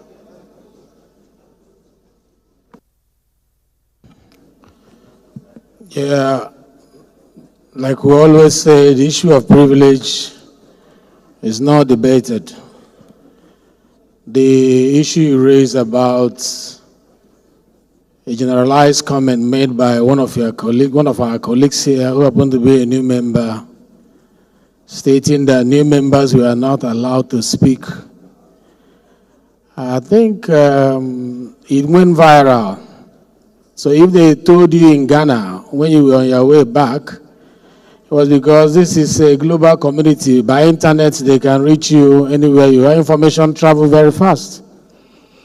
It is also your right to say you are a new member and nobody has changed you. Nobody has stopped you from speaking in this parliament. I know also that the leadership of this house have tried severally to carry the new members along in all things. And like I said last week, there is no discrimination in this parliament. There is no dichotomy between old and new members. We are all colleagues. The gentleman, the honorable colleague that is involved, has privately tendered apology to me, and I am sure so any member who felt aggrieved that he will find time to meet you and apologize to you. We have gone past this. Let us not drag it again. It's a process of learning for new members. We'll keep encouraging them and protecting them to feel comfortable whenever they have an issue to raise. And again, let me maintain, nobody will deny new members their right to be heard in this parliament. Your point of order is hereby sustained.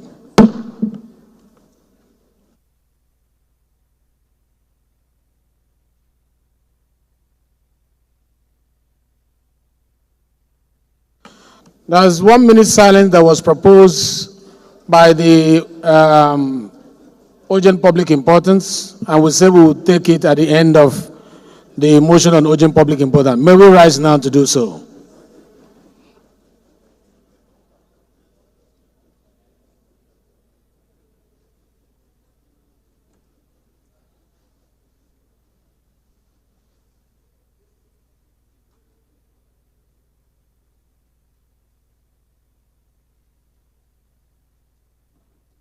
May the soul of the departed rest in perfect peace.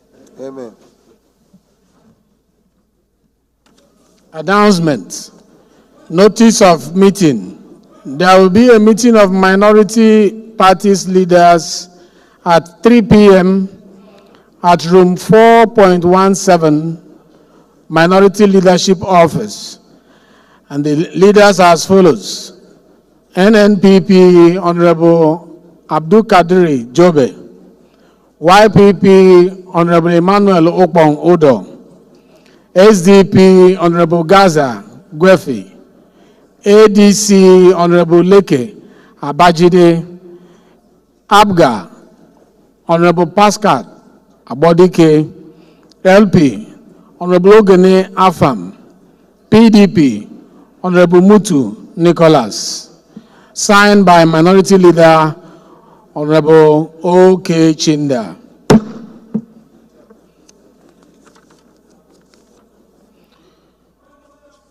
Yes, what is your point of order, please? Privilege, Order 6, Rule 2, Mr. Speaker. Mr. Speaker, my name is Honorable Gali Mustafa Tijani Al-Basuga, Jingiperol constituency, Mr. Speaker. Mr. Speaker, I would like to send a correction, particularly to you. I want this impression that you are giving most of the time when this matter of new members, old members comes on table, to put it in such a way that everybody will feel among. Most of the time when you are trying to close a statement, you say that new members are learning. Does that mean all members are not learning? So at least, Mr. Speaker, it is important whenever you come. If we are learning together. I believe there is even new members here that are more learned than even the old members. Even now, when you are trying to make this correction, you make the same statement. Please, and this is your tradition, since we are into the 10th Assembly. Please, whenever you are talking of new members learning, or you are learning, yes, we agree, but put it together that everybody is learning. Nobody is above to learn. Thank you, Mr. Speaker.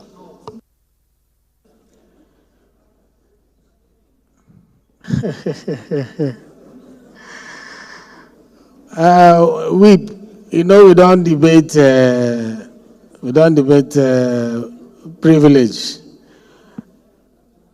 The parliament, everybody is learning, but there are people who are more experienced. If you go to the law court, you have the SAN, the Senior Advocates of Nigeria. There's a reason why they are given the first rule. And there's a reason why they are asked to speak first before other lawyers. Even if you come to court before them, the senior advocates will be given the opportunity to address the court first before you. In Parliament as well, they will try to neutralize it that we are all colleagues. We respect people who have been here longer than us. You can't have people like Adodogua, who has been here in 1992, and you equate his experience with somebody who just joined the parliament. That is not possible. There must be something that he knows better than those who are coming on board. And if you go to the US Parliament, there is a role for those who just joined the parliament to work with those who have been in the parliament for a long time so that they will understudy them. It's parliamentary practice. It is not something that denigrates the new members. It's a process of learning. It's an institution. And it is important that we all follow the culture and the tradition of the institution where the experienced members are given the opportunity to pass knowledge across to those who are coming. It's not book knowledge. It's parliamentary practice, and it's over time that you imbibe it. 1 year is not enough to know it. Over time, you begin to learn it and know it and pass it to those who will follow you tomorrow, because it is our desire that all the new members will come back to this house. And when you come back, you become ranking members. And the new members, you follow the same trajectory and teach them. That is how Parliament works. Thank you very much.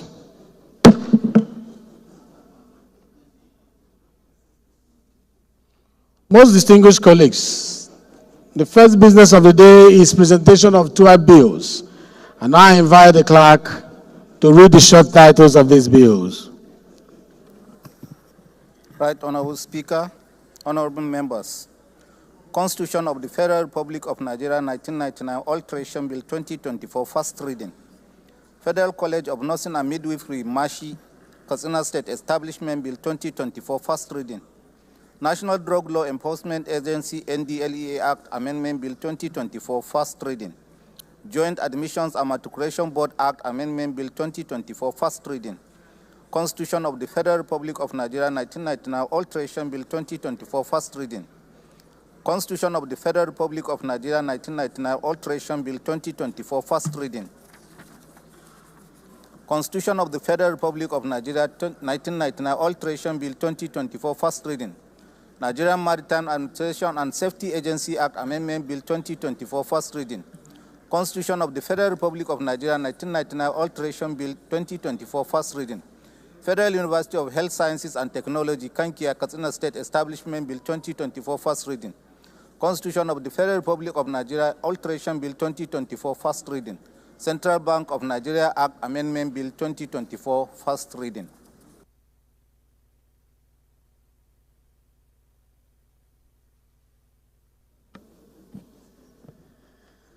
Thank you very much, Clerk. Most distinguished colleagues, the second business of the day is presentation of reports of the Committee on Shipping Services and Related Matters. on a bill for an act to repeal the Nigerian Shippers Council Act, CAP N133, Laws of the Federation of Nigeria 2004, and enact Nigerian Shipping and Port Economic Regulatory Agency and for related matters, standing in the name of Honorable Abdul Samad Dasuki. Honorable members will recall that the bill was referred to the committee on Wednesday, 14 February 2024. The report is ready for presentation. Honorable Dasuki is invited to present the report. Honorable Dasuki, please.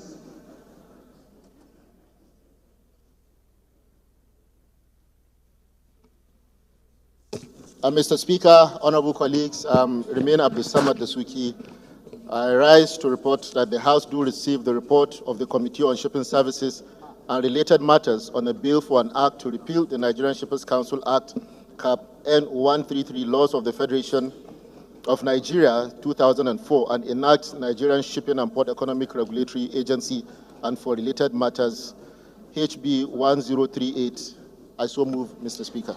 Thank you very much. Any seconder to this motion? Maybe a member from the committee? Yes, sir.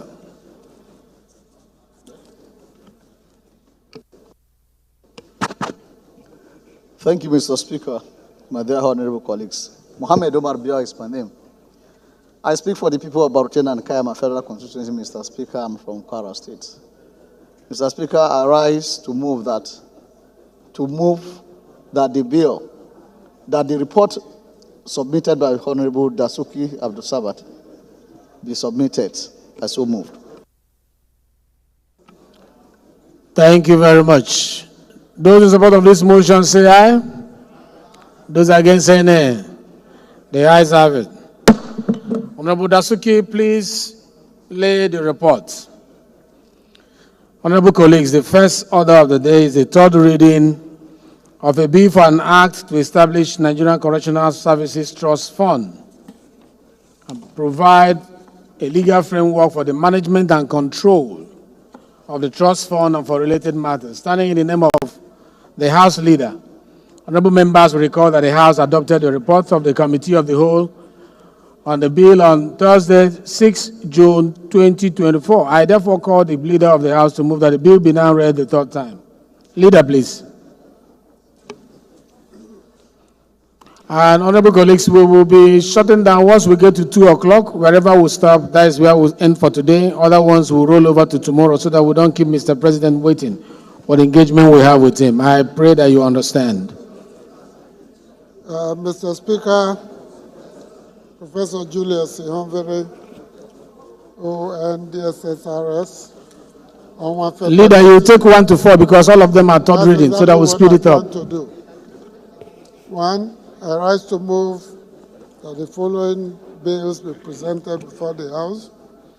A bill for an act to establish Nigeria Correctional Service Trust Fund and provide a legal framework for the management and control of the trust fund and for related matters, HB 686. 2, a bill for an act to establish the North Central Development Commission charged with the responsibility, among other things, to receive and manage funds from allocation of the Federation account for the reconstruction and rehabilitation of roads, houses, and other infrastructural damages suffered by the region as a result of the effects of the communal crisis, as well as tackle the ecological problems and any other related environmental or developmental challenges in the North Central states and for related matters, HB 121, and a bill for an act to establish the Southwest Development Commission, charged with the responsibility, among others, to receive and manage funds from allocation of the Federation account, including donations and gifts for the reconstruction and rehabilitation of infrastructural damages suffered by the region, and to tackle ecological, environmental, and other developmental challenges in the region, and for related matters, HB 283, and finally, a bill for an act to amend the Federal Medical Centers Act to establish the Federal Medical Center, Sabogida, Edo State, to provide primary and tertiary healthcare services in all their ramifications and for related matters, HB 478. This is present for third reading. I so move. Thank you very much.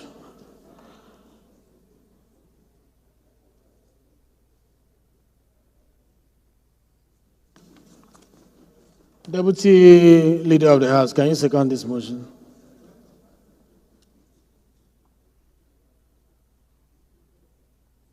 Deputy Leader of the House.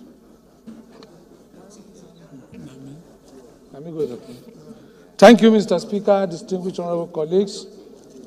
Abdullah Ibrahim Halims is my name. I am from Kogi State. I represent the wonderful people of Ankpa, Omala, Lamboro Federal Constituency. I rise to support that all the bills be read third time. Thank you, Mr. Speaker.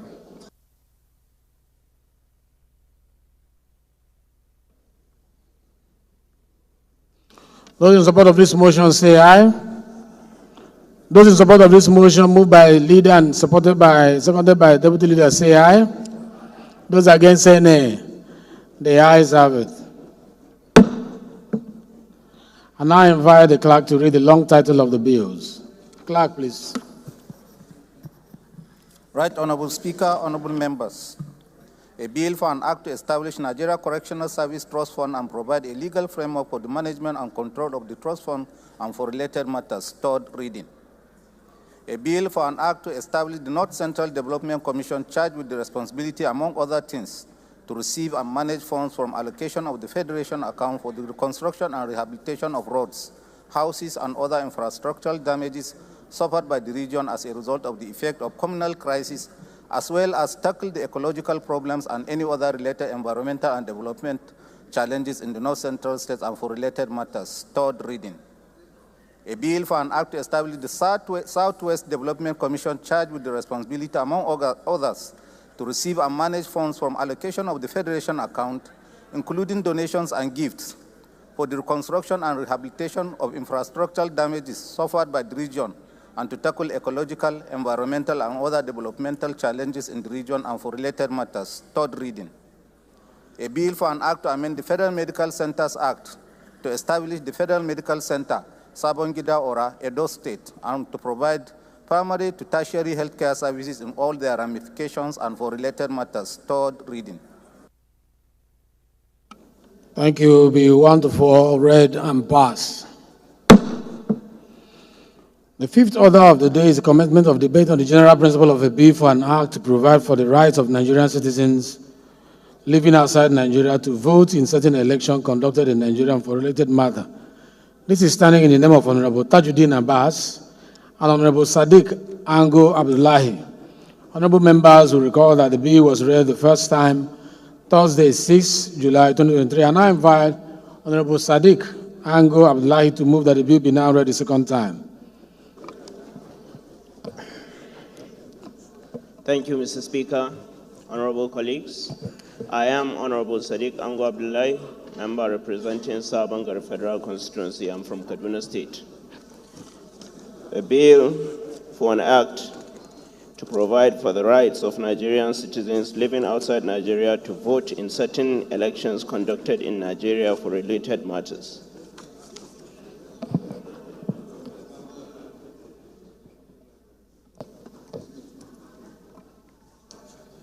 HB 22, standing in the name of Honorable Tajuddin Abbas and myself.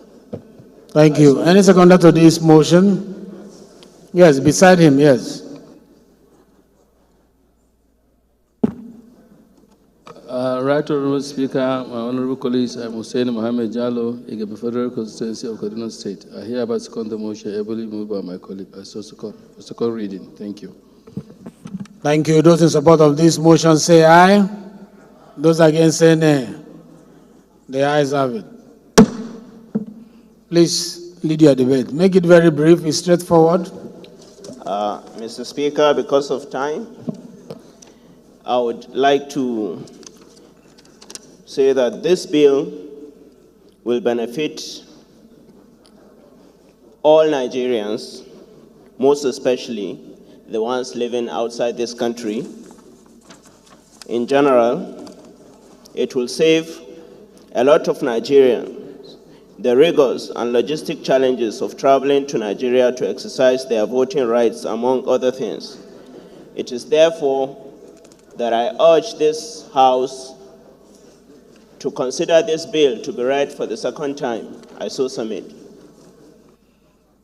Thank you very much. Straightforward, the Speaker's bill, and the question is that bill be read the second time. Those in support of this motion say aye. Those against say nay. The ayes have it. This bill is referred to Committee on Electoral Matters.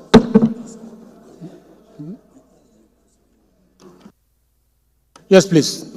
Clerk, give us the second reading of the bill, please. Sorry. Give us the long title of the bill, please. The Right Honorable Speaker, honorable members, a bill for an act to provide for the rights of Nigerian citizens living outside Nigeria to vote in certain elections conducted in Nigeria and for related matters, second reading. The bill is referred to Committee on Electoral Matters. The sixth order of the day is the commencement of debate on the general principle of a bill for an act to amend the Public Procurement Act, Cap P44, Laws of the Federation of Nigeria 2004, to provide for damage against a contractor on issues relating to undue delay in completion of contracts and for related matters, standing in the name of Honorable Tajuddin Abbas and Honorable Marcus Onobun. Honorable members will record that the bill was read the first time Thursday, 6/2023. I now invite Honorable Onobun to move that the bill be now read the second time. Honorable Onobun, are you in the House? Honorable. Yes, please. Mr. Speaker, Right Honorable Marcus Onobun is my name. I represent the resplendent people of Esan West, Esan Central, and Igwe Federal constituency. Mr. Speaker, distinguished colleagues, I rise this morning to take the bill for an act to amend the Procurement Act, Cap 144, Law of the Federation of the Federal Republic of Nigeria 2004, to provide for damage against contractor on issue relating to undue delay in completion of contracts and related matters, HB 03, in the name of Honorable Tajuddin Abbas. Thank you very much. Any seconder to this motion for this will be yes, communicator. Mr. Speaker, Your Excellency, I am Honorable Kalejaya Deboye Paul, PhD. I stand to second that noble motion moved by my colleague. I so second. Thank you. Thank you very much. Those in support of this motion say aye. Those in support of this motion say aye. Those against say nay. The ayes have it. Honorable, you can move your motion.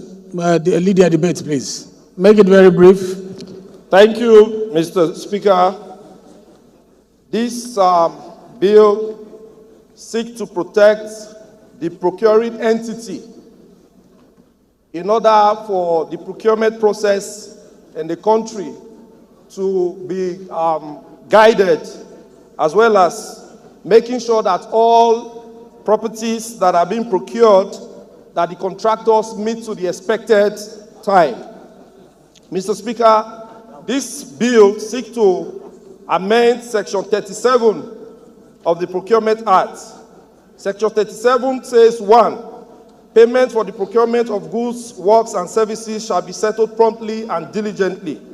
2, any payment due to more than 60 days from the date of the submission of the invoice, valuation certificate, and confirmation of authentication by the ministry and extra ministerial office by the government agency and parastatal, or shall deem delayed payment.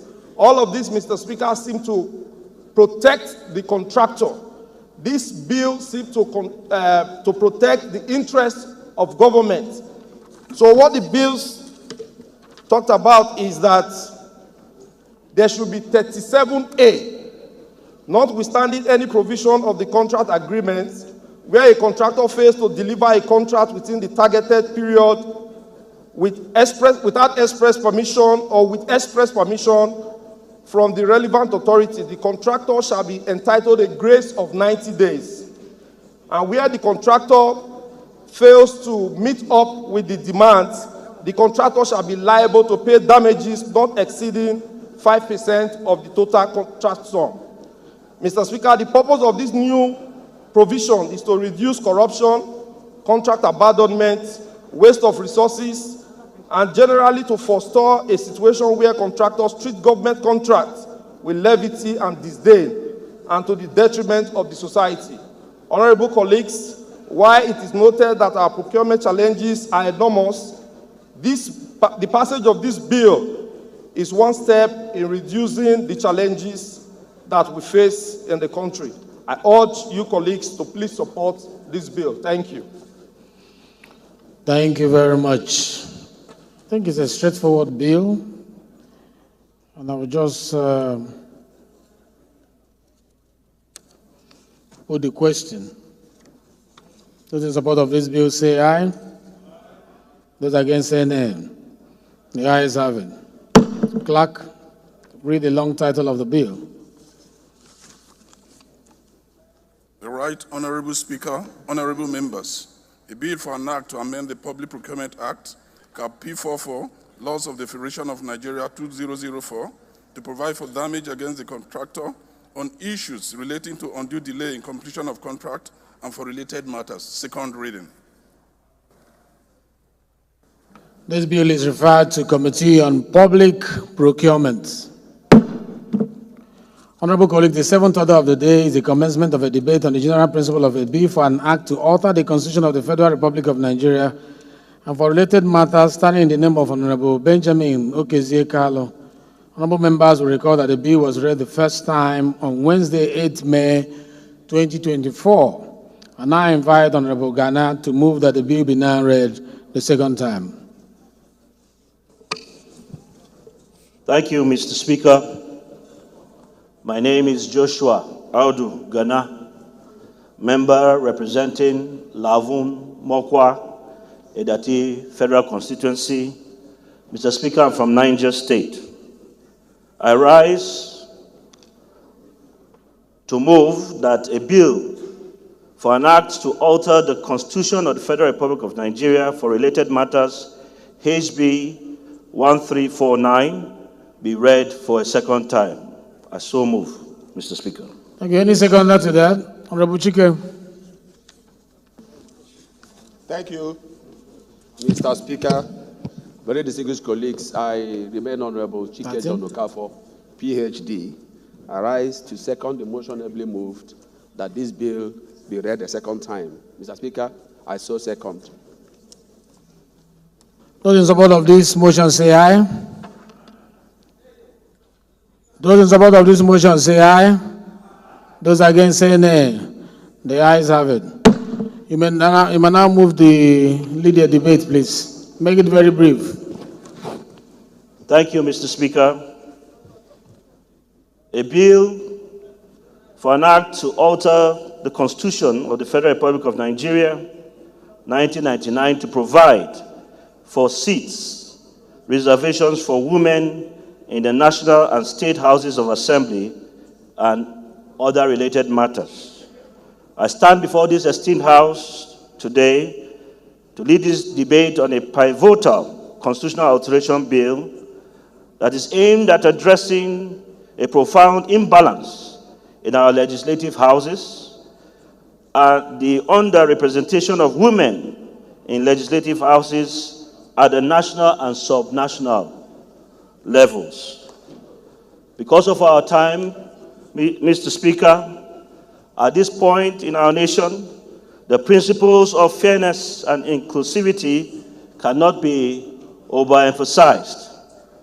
Globally, Nigeria lags behind in women representation in parliament, among the lowest countries who have implemented this affirmative action. And we can see that in the countries of Rwanda, Andorra, and Kenya. And so, Mr. Speaker, I remember that many of the political parties, both the majority and minority parties, promised their constituents and electorates that not less than 35% of women will be involved in government. And this bill seeks, in fulfillment of that promise, to bring into parliament seats where that will be statutory for women, and so we'll have inclusivity and balance in our parliament. Honorable members, as we deliberate on this bill, let us recognize the historic opportunity before us to rectify decades of gender underrepresentation in our legislative houses. This alteration is not just about equity, but it's about harnessing the full potential of our nation by leveraging on the dispersed perspectives and talents of Nigerians, irrespective of gender. Let us rise above partisan divides and unite in support of this transformative alteration, which promises to empower women and strengthen the fabric of our nation. I urge you to lend your wholehearted support to the passage of this historic bill. Together, let us reaffirm our commitment to gender equality and lay the foundation for a future where every Nigerian, regardless of gender, has equal stake in shaping our nation's destiny. I so move, Mr. Speaker. Thank you very much. You want to add something to that? Yes. Thank you, Mr. Speaker. My name is Honorable Fatima Talba. I'm representing the good people of Nenge Rapotiskum from Yobe State. I rise not only to second this motion, but also to appeal to our men to see reasons why this bill should be accorded the necessary attention it deserves. I want to say that we all appreciate the fact that women constitute more than 65% of the total population, and most of our votes normally come from women. So I'm appealing, I'm not only supporting the bill, but I'm also appealing that you also should please help us and make this bill see the light of the day. Please do not kill it, because if you do, one day your own female child will also have the same setback. So I'm appealing that you please give this bill the necessary attention it deserves, because it is important. It's not taking your seat. We are just trying to see that we supplement your efforts. You are only giving us special seats. We are not taking your seats, the one that you are occupying. After all, that seat, you may not be there one day. It's somebody else that will be there. So please, give us the necessary attention and give us this support. I have said it earlier than this time that I don't know why you are too friendly in the afternoon. You are not too friendly in the afternoons to us women. Please, I'm appealing that this bill should see the light of the day. Thank you, Mr. Speaker. Thank you very much. I think this should be open for contribution. And let's have one or two people speak about it, and then architect. Thank you very much, Honorable Speaker. Honorable colleagues, Architect Ibrahim Al-Mustafa Aliyu, member representing Wurunaraba Federal Constituency from Sokoto State. First and foremost, I'd like to commend the sponsor of this motion, that Honorable Benjamin Ezekiel Kalu, a male leader who decided to champion the cause of women in Nigeria. I also want to urge our honorable colleagues to lend their support on this bill so that women can be given a sense of belonging in the affairs of our beloved nation, Nigeria. The only maybe key issues I want to highlight is on the key amendments from the paper, number C. Consequential amendment to section 71, 77, and 117 to ultimately establish special constituencies reserved exclusively for women.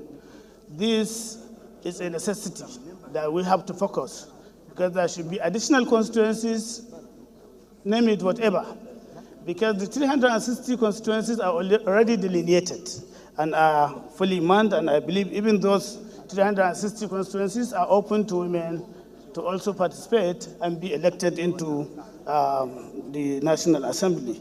This should be an addition so that women can have a voice in the affairs of this beloved country. I so support the bill to be given the second reading. I lend my voice. Thank you very much, Honorable Speaker and honorable colleagues.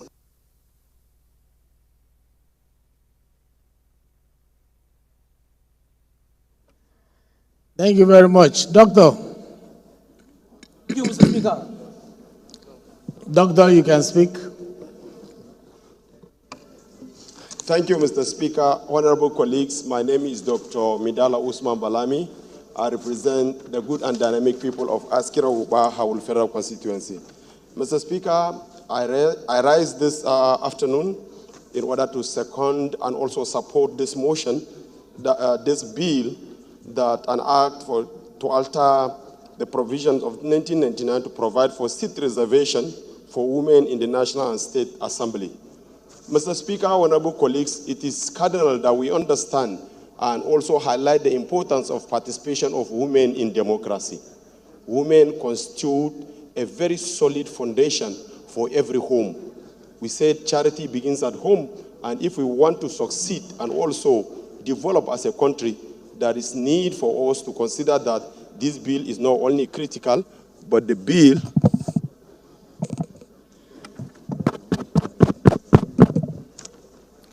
is not only critical, but it's timely.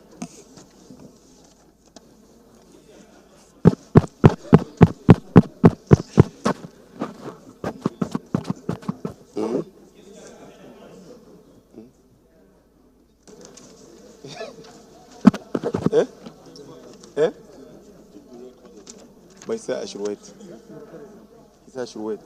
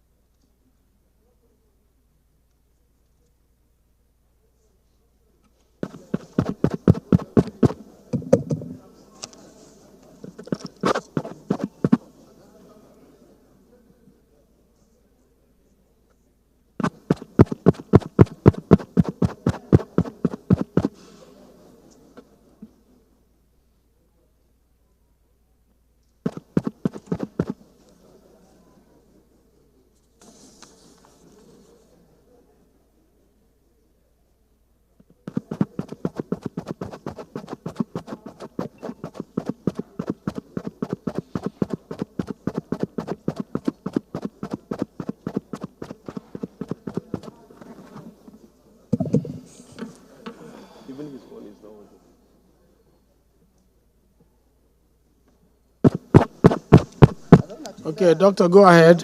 I think it's on now. Thank you. Hello? Campaign voice. Okay, thank you, sir. You can't use his campaign voice. It's being recorded. I want to say that this bill is not only timely, but it's also critical for Nigeria to understand that the participation of women can propel and enhance the development of Nigeria, be it economical and otherwise. Gender equality and equity is the way to go. I therefore rise to actually support and second this bill for second reading. I so second. Thank you. So no behind, not you, doctor, you behind. Go ahead. Mr. Speaker, distinguished colleagues, I rise this morning first to commend the mover of this motion, mover of this bill, Mr. Speaker. Mr. Speaker, this bill is a very sensitive one. Mr. Speaker, we believe in equality. We believe in giving women their rights and their rightful place. While other people are advocating for 35 affirmative action for women, we believe that women should be given equal rights at every given point or opportunity, whether for electoral position or appointive position in Nigeria. Mr. Speaker, we are at a point in this country where the people, our constituents, Nigerians, are calling that we should cut down on the size of governance. And here we are talking about creating more opportunity, because we need to discuss this bill extensively. If we are giving opportunity to women, our wives, our mothers, our sisters, are we now going to take the opportunity of the rights of men, or are we going to create extra seats, adding to the 360 constituency in Nigeria, or the 109 senatorial zones in Nigeria, as well as the state constituencies at the State House of Assembly? These are issues that we need to look at. Mr. Speaker, my position today is that government should look inward, and this parliament should support the government to making sure that the women are given equal rights and free right of participating in an election and given equal opportunity. But saying that seats should be created specially for women is as good as saying that we should now begin to disenfranchise other male counterparts. Thank you. This is my position, Mr. Speaker.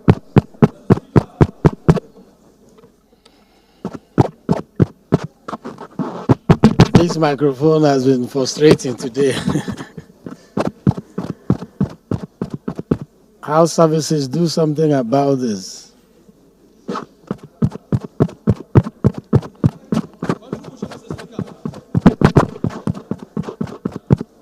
Hello.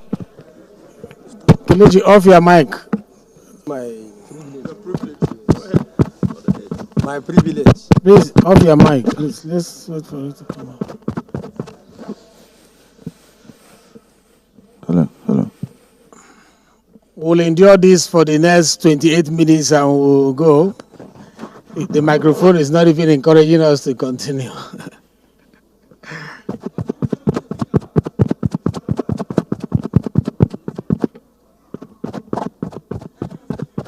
Please sit down. Please. Sit. Huh? Please sit down. Okay.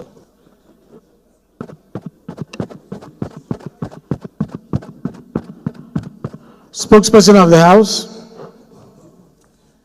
Thank you very much, Mr. Speaker. Akitunde Rotimi Jr., representing the good people of Ekiti North 1 Federal Constituency, which comprises Ikole and Oye local government. Mr. Speaker, I rise to comment on this bill in support. And I believe that, in this House, in this chamber, we have barely 14 members out of 360. In the Senate, we have only 4 members, 4 senators out of 109. Those numbers are abysmal.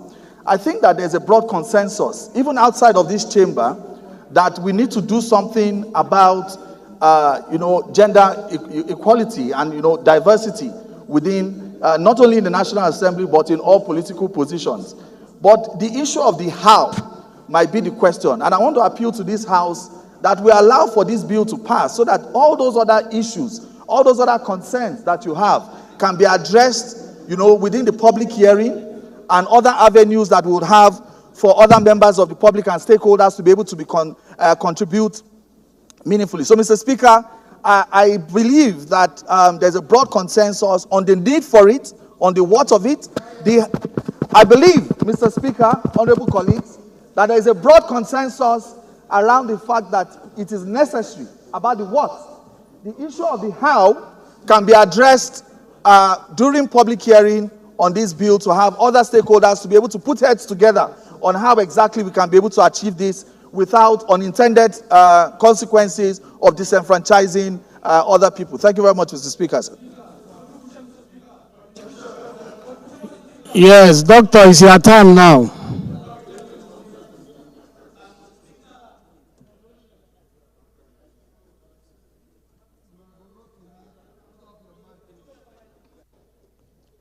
Thank you, Mr. Speaker. Once again, I'm Dr. Gali Mustapha Tijani Alabasu Gayajing Federal Constituency, Mr. Speaker.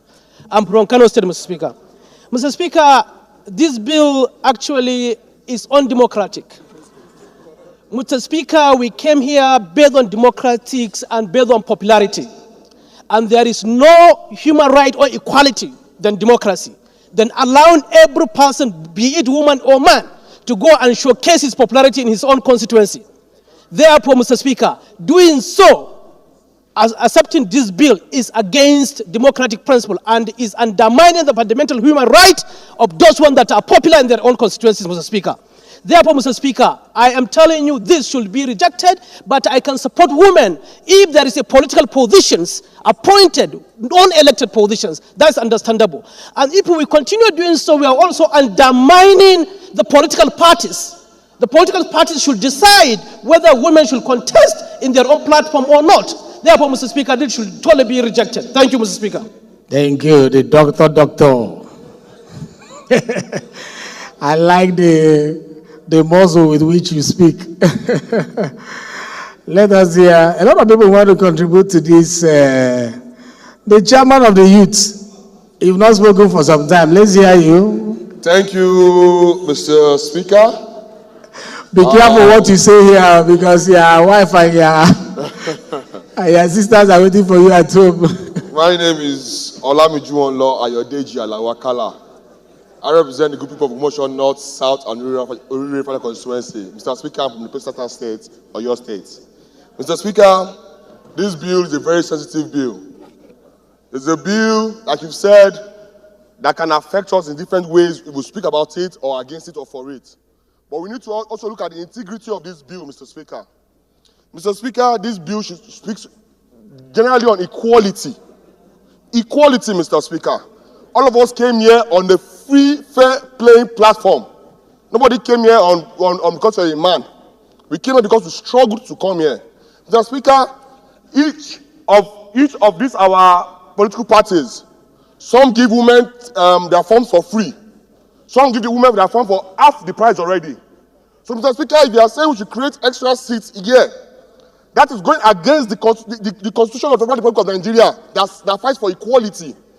I think we should argue this properly and know what we're talking about. Is it for electoral positions or is it for selective political positions? For electoral positions, Mr. Speaker, it's very difficult to say we should just create extra seats for them in the House. Why should we create extra seats for men also in the House? Because it's very sensitive, Mr. Speaker. I think we should choose a day to speak about it and understand what we really want out of this bill. Not just pass it like just like that because you are here today, sir. Please let us pick a day because it's very sensitive. Whatever we do here today, our constituents and the world is watching because the world is based on this gender equality basis. So would you please be careful on what we're doing here today and make sure that we scrutinize this bill and choose a special day for it where we can sit down and argue it properly and come out with a very good document that will support all our arguments. Thank you, Mr. Speaker. And I also want to use the opportunity to say that, Mr. Speaker, you've been a pillar of knowledge for some of us in this House. My 1 year so far in this House, Mr. Speaker, you've always and never undermined me as a first-timer and as a youth. So I appreciate you for that. Thank you, Mr. Speaker. Thank you very much.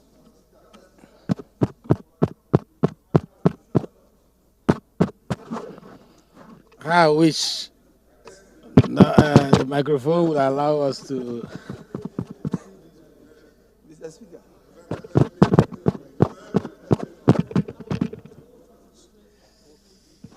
Hello.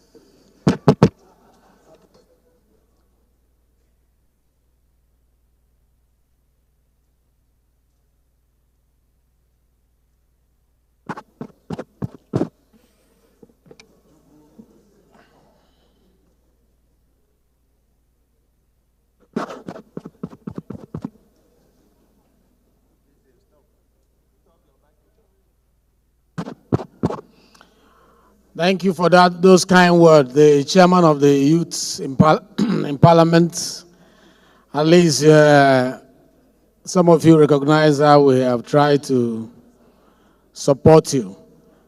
That is very comforting. Let me give you the floor to another new member. It's the new members' day today. So, Patrick Umar, PhD, over to you. Thank you, Your Excellency, Mr. Speaker. My name is Honorable Dr. Patrick Umar. I represent the entire people of Ikorekpene, Esienudim, Obodo Karafido constituency. Mr. Speaker, I'm from Akwa Ibom State. Mr. Speaker, I rise to make the following comments as it relates to this bill that has been presented before this House. Mr. Speaker, sir, we may sound very emotional about this bill, but the reality is that when a bill is being considered before the House of Representatives, it must accord with the principles as enshrined in the Constitution of the Federal Republic of Nigeria. And the law is that any law that is inconsistent to the provisions of the Constitution of the Federal Republic of Nigeria is to the extent of its inconsistency void. Mr. Speaker, if we make any attempt to make laws or any law that segregates in terms of gender, in terms of race, then we are in trouble. That law becomes inconsistent with the Constitution of the Federal Republic of Nigeria. My position, sir, is that we support equality of every individual, of every citizen of the Federal Republic of Nigeria, but that we should oppose any law that challenges any provision of the Constitution. The Constitution is clear in terms of equality as it relates to gender, as it relates to race, and as it relates to religion. And on issues of law, emotions or sentiments must be played down. Mr. Speaker, I stand here as a responsible Nigerian who is married to a woman, and I know I love my wife. I stand here as a Nigerian who has children, amongst whom are females. But then we must play down these sentiments. We may be excited about the law today, but we must look at posterity. We must look at the ground norm of the Federal Republic of Nigeria, which is the Constitution. And the Constitution frowns at race, sex, or religion. Mr. Speaker, as I speak, I do not know of any law of the Federal Republic of Nigeria that stops a woman from contesting election or winning a seat in the House of Representatives. I do not know of any law of the Federal Republic of Nigeria that stops a woman from attaining any position. Okay, our 2 p.m. is around the corner. Round up. So, Your Excellency, with respect, as much as we will emphasize equality of men and women, which is positive in support of women, we should not allocate seats specifically to any sex, whether male or female. That's my position, sir. Thank you very much, Your Excellency. Honorable Jaha.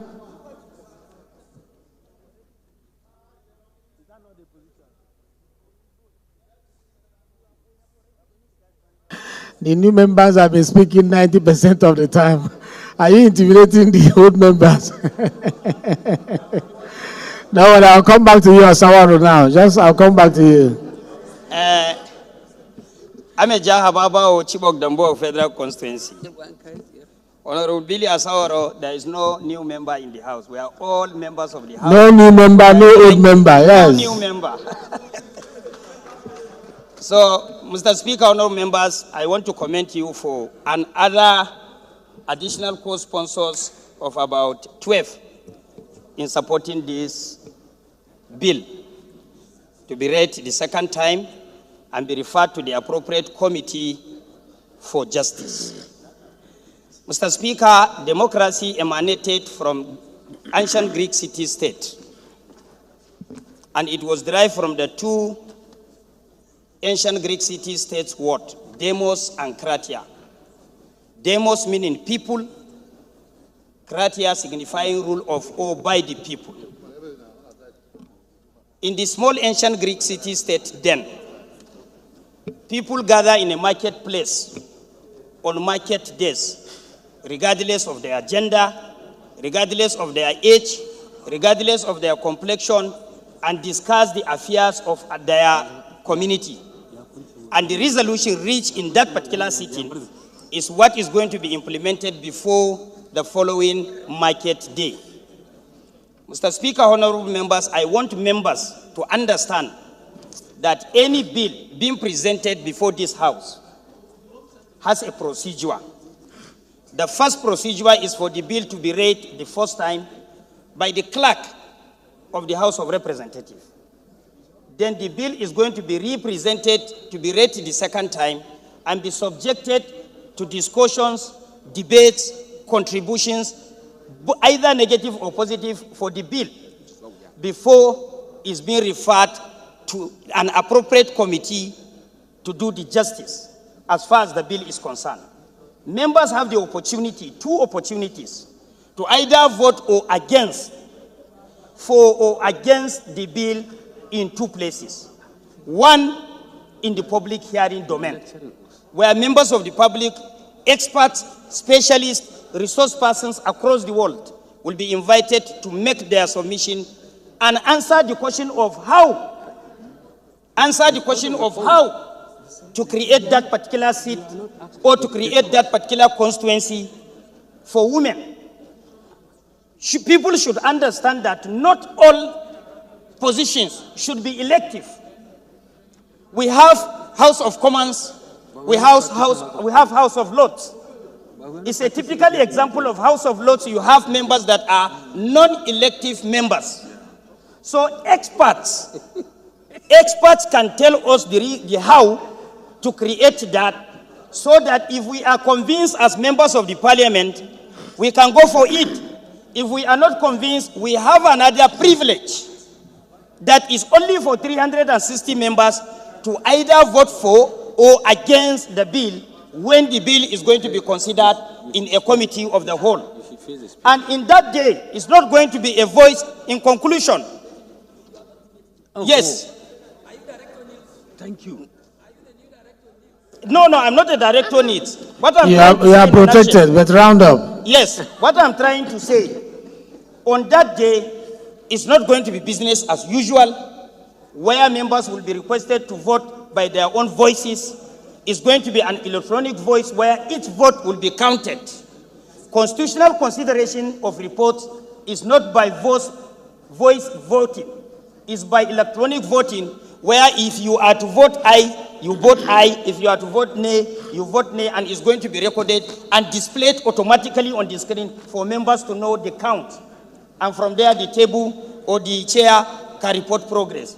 So I don't want us to throw a baby with the bathwater for now. Why can't you allow this bill to go to the public? Members of the public make their contribution, and we still have the opportunity to equally make our contribution during public hearing and submit a position paper. So I call on our colleagues to understand we still have a procedure. We shouldn't throw a baby along with the bathwater. That's my contribution. Thank you. Thank you. Honorable Chike, before you, let's hear from Osaworo, please. Thank you, my able speaker. We'll be running up with this bill or one more, and then we'll close, please. My distinguished honorable members, there's no better person to talk about this bill than Honorable Chief Dr. Billy Famous Adesuwa Osaworo, because Chief Billy Osaworo was stared down twice for a woman. Chief Billy Osaworo moved a motion on this floor for a 35% affirmative action for women. My honorable members, we have to be very careful. It is very easy for us to get up here and with the sentiments jump on the bandwagons, look good on TV, but again, we need to understand exactly what we are getting into. Because once this is done, it will be very difficult to be undone.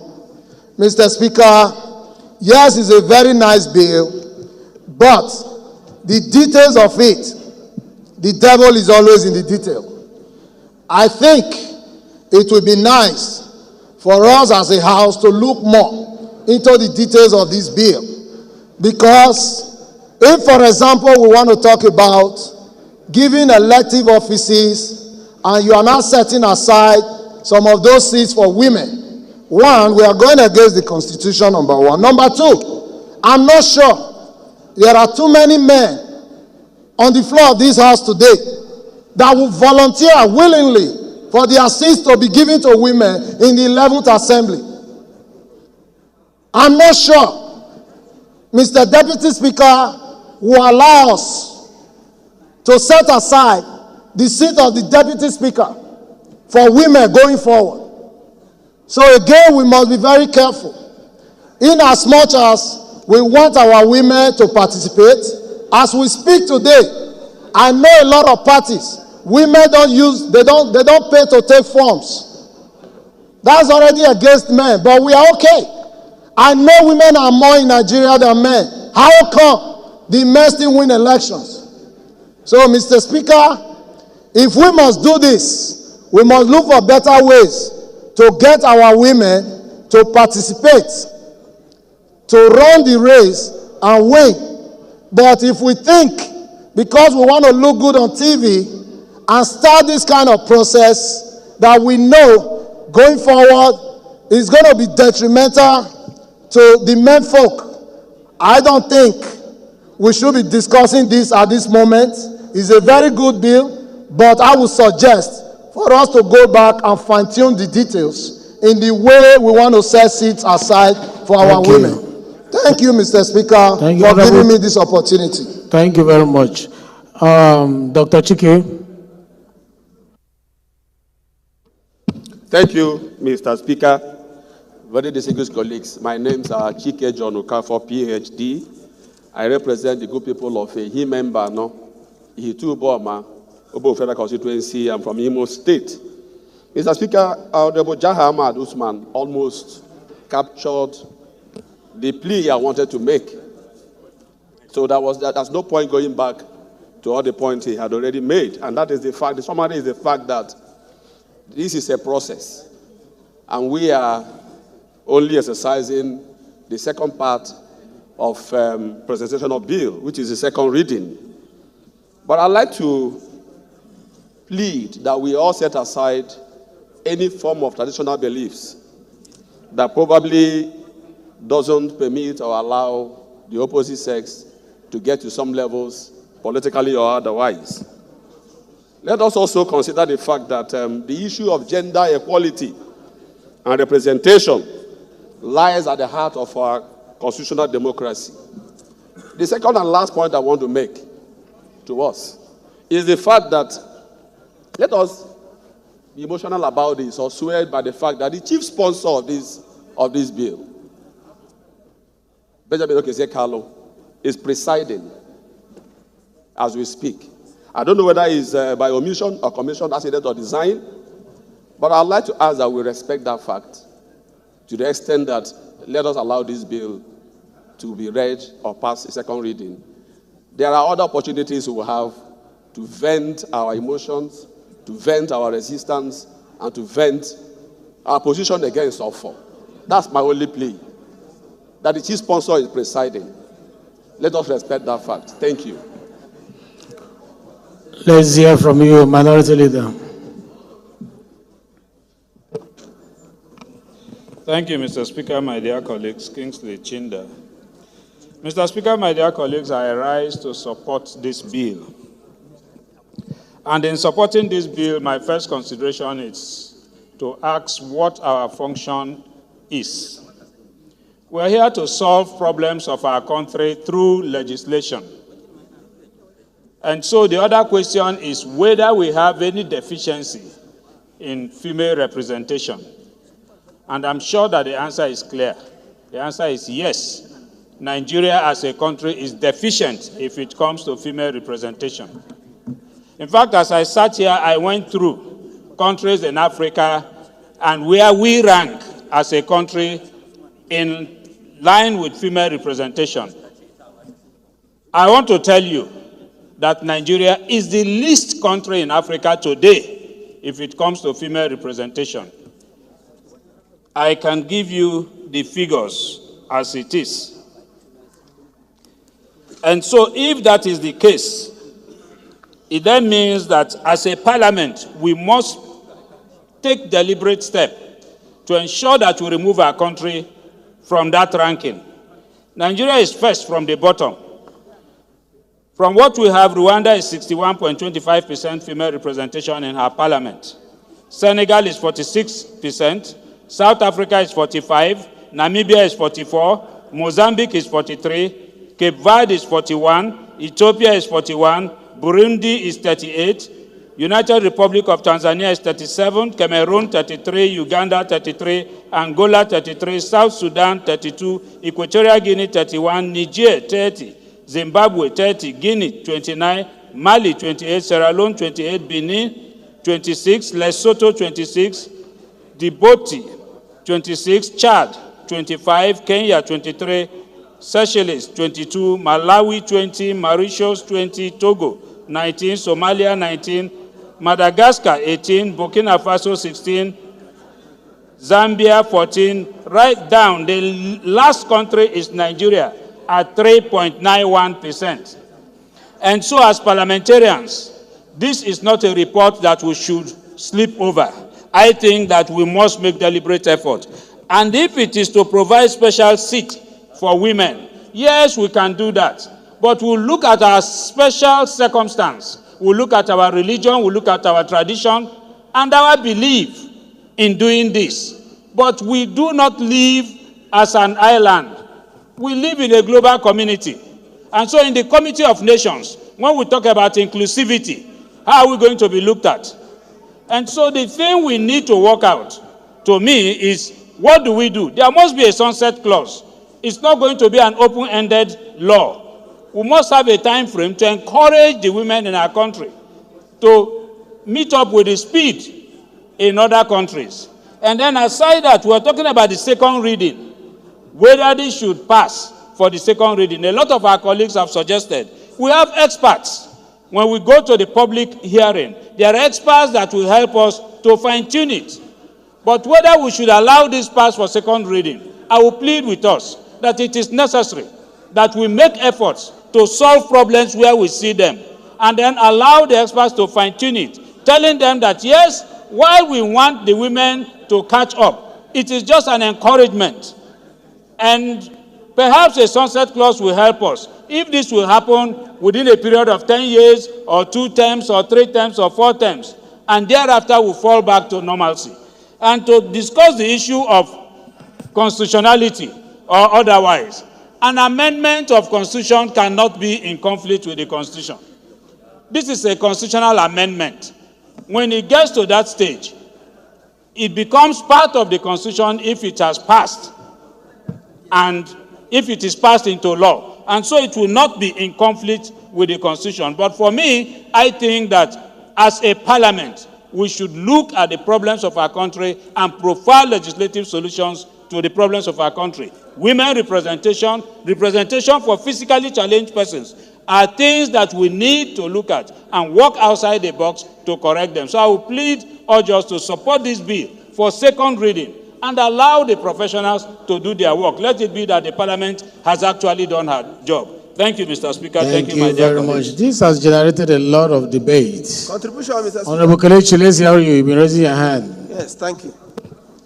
We are rounding up. The Honorable Speaker. My name is Honorable Kelechi Nwugu. Right, Honorable Speaker, I represent the women and men of Echie Omoma constituency. My Speaker,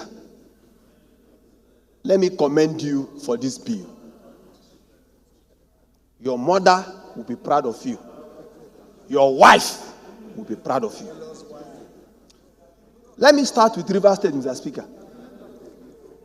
2015, the then governor insisted that the whole local government must have vice chairman as women. Right now, Mr. Speaker, as I speak to you now, if you go to Rivers State, you have women as vice chairman in all the local government. Let us toll with that. Today, you have a deputy governor as a woman in Rivers State. You had that the previous governor, he had it, a woman as a deputy governor. What is wrong in giving women opportunity? Right now, Mr. Speaker, I will even plead that I thought my colleague would say, let us extend it, that every deputy governor should be women. I will agree to that, Mr. Speaker. That is what is expected. I cannot stand here and tell you that we should not give women opportunity to participate in election. Let's give them a better opportunity. Right, Mr. Speaker, every one of us here who have beautiful wives and children at home, you want to see them here to speak and represent Nigeria. How will you feel today that you go back home and your son, your wife, your daughter don't have opportunity to speak in Nigeria and make laws? Right, Mr. Speaker, I have seen the reason why when you stand up, you say you represent the people of Nigeria. Starting from Bend, you represent all Nigerians. You have shown that. I want to plead with my colleague. There is nothing wrong in giving women opportunity to participate in an election, a better opportunity.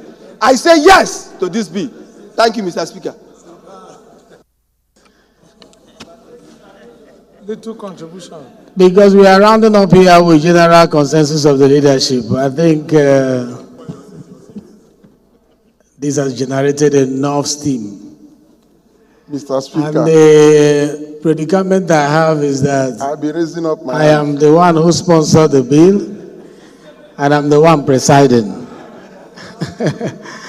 And you know, you step it down. And you see, there is no how this gavel will go today, and I will not be seen as biased. There is no how it will go, and I will not be seen as biased. I wish that I was not the one presiding today.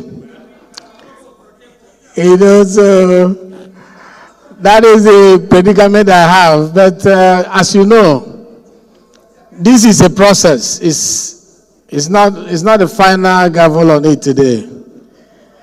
We had it in Ninth Assembly. It passed through second reading.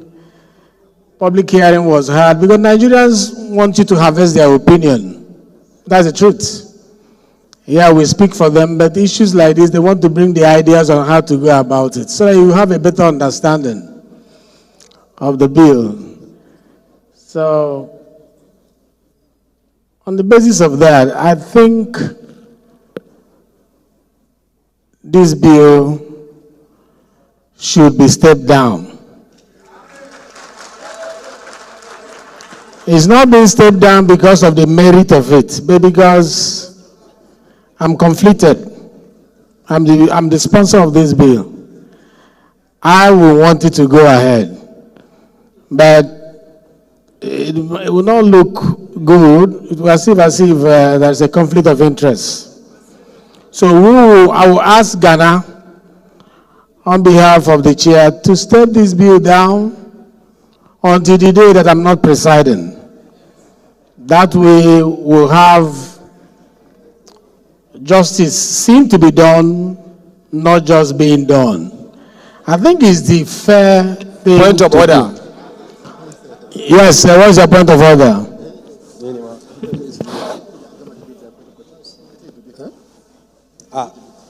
What is your point of order? Thank you, Mr. Speaker. My order is that you have given enough room to the members to privilege. Order 5, matter of privilege. You are protected. Privilege. You are protected.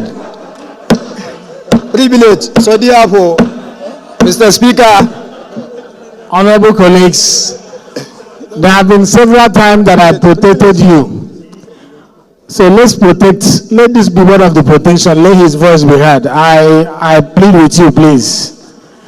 Honorable Satoli, please go on. Thank you, Mr. Speaker. Thanks for the protection. I'm coming under Order 1, Rule 2, to also inform our distinguished colleagues that as you chair and you have given room for a wider debate, and the entire nation and particularly our women brethren are looking up to you. Despite you are the sponsor of the bill, I see nothing wrong in you putting the question so that I think you will do justice for those that debated eloquently to say their mind and to express, and then to save time, especially for those of us that have contested with several women in several elections. Thank you, Vance.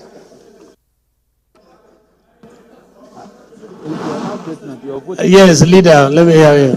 Thank you, Mr. Speaker. My very respected honorable colleagues, I remain Honorable Ali Sajesi, PhD. Mr. Speaker, I believe we have discussed a lot about this bill, and the bill is going for public hearing, even if it is passed for second reading. So there is a room during the public hearing for public opinion. You are not passing the bill itself. You are not considering report, Mr. Speaker. You are talking about the bill. And also, we have to also look at the precedent. If you do that, that means all future or other bills or motions that the presiding officers are related will not be taken by this leadership. Thank you, Mr. Speaker. Those in support of this bill say aye. Those against say nay. The ayes have it. Thank you for the robust debate. I really appreciate it. This bill is referred to the committee. Where did this please read the long title, please, Clark. Which order? Order what? Order what now? Right, Honorable Speaker, Order what? honorable members. A bill for an No, act to not alter that the one. Constitution of the Federal Republic of Nigeria and for related Not matters, that one, second reading. Where? The bill is referred to Committee on Constitution Review. The eighth order of the day is commencement of debate on general principle of the bill for an act to establish National Institute of Educational Planning Administration on this city. This bill, you will recall, was transmitted by the Senate seeking concurrence. Leader, please move the bill. Move that the bill be now read the second time.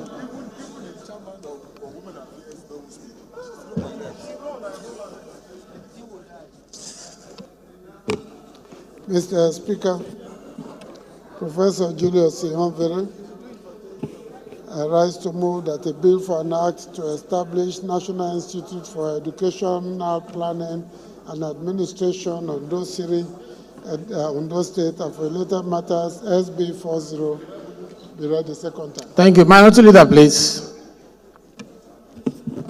Mr. Speaker, my dear colleagues, I rise to second the motion as moved by the House Leader. I so second. Thank you very much. Those in support of this motion say aye. Those against say nay. The ayes have it. The question is that the bill be read the second time. Those in support of this motion say aye. Those against say nay. The ayes have it. Clerk, please read the long title of the bill.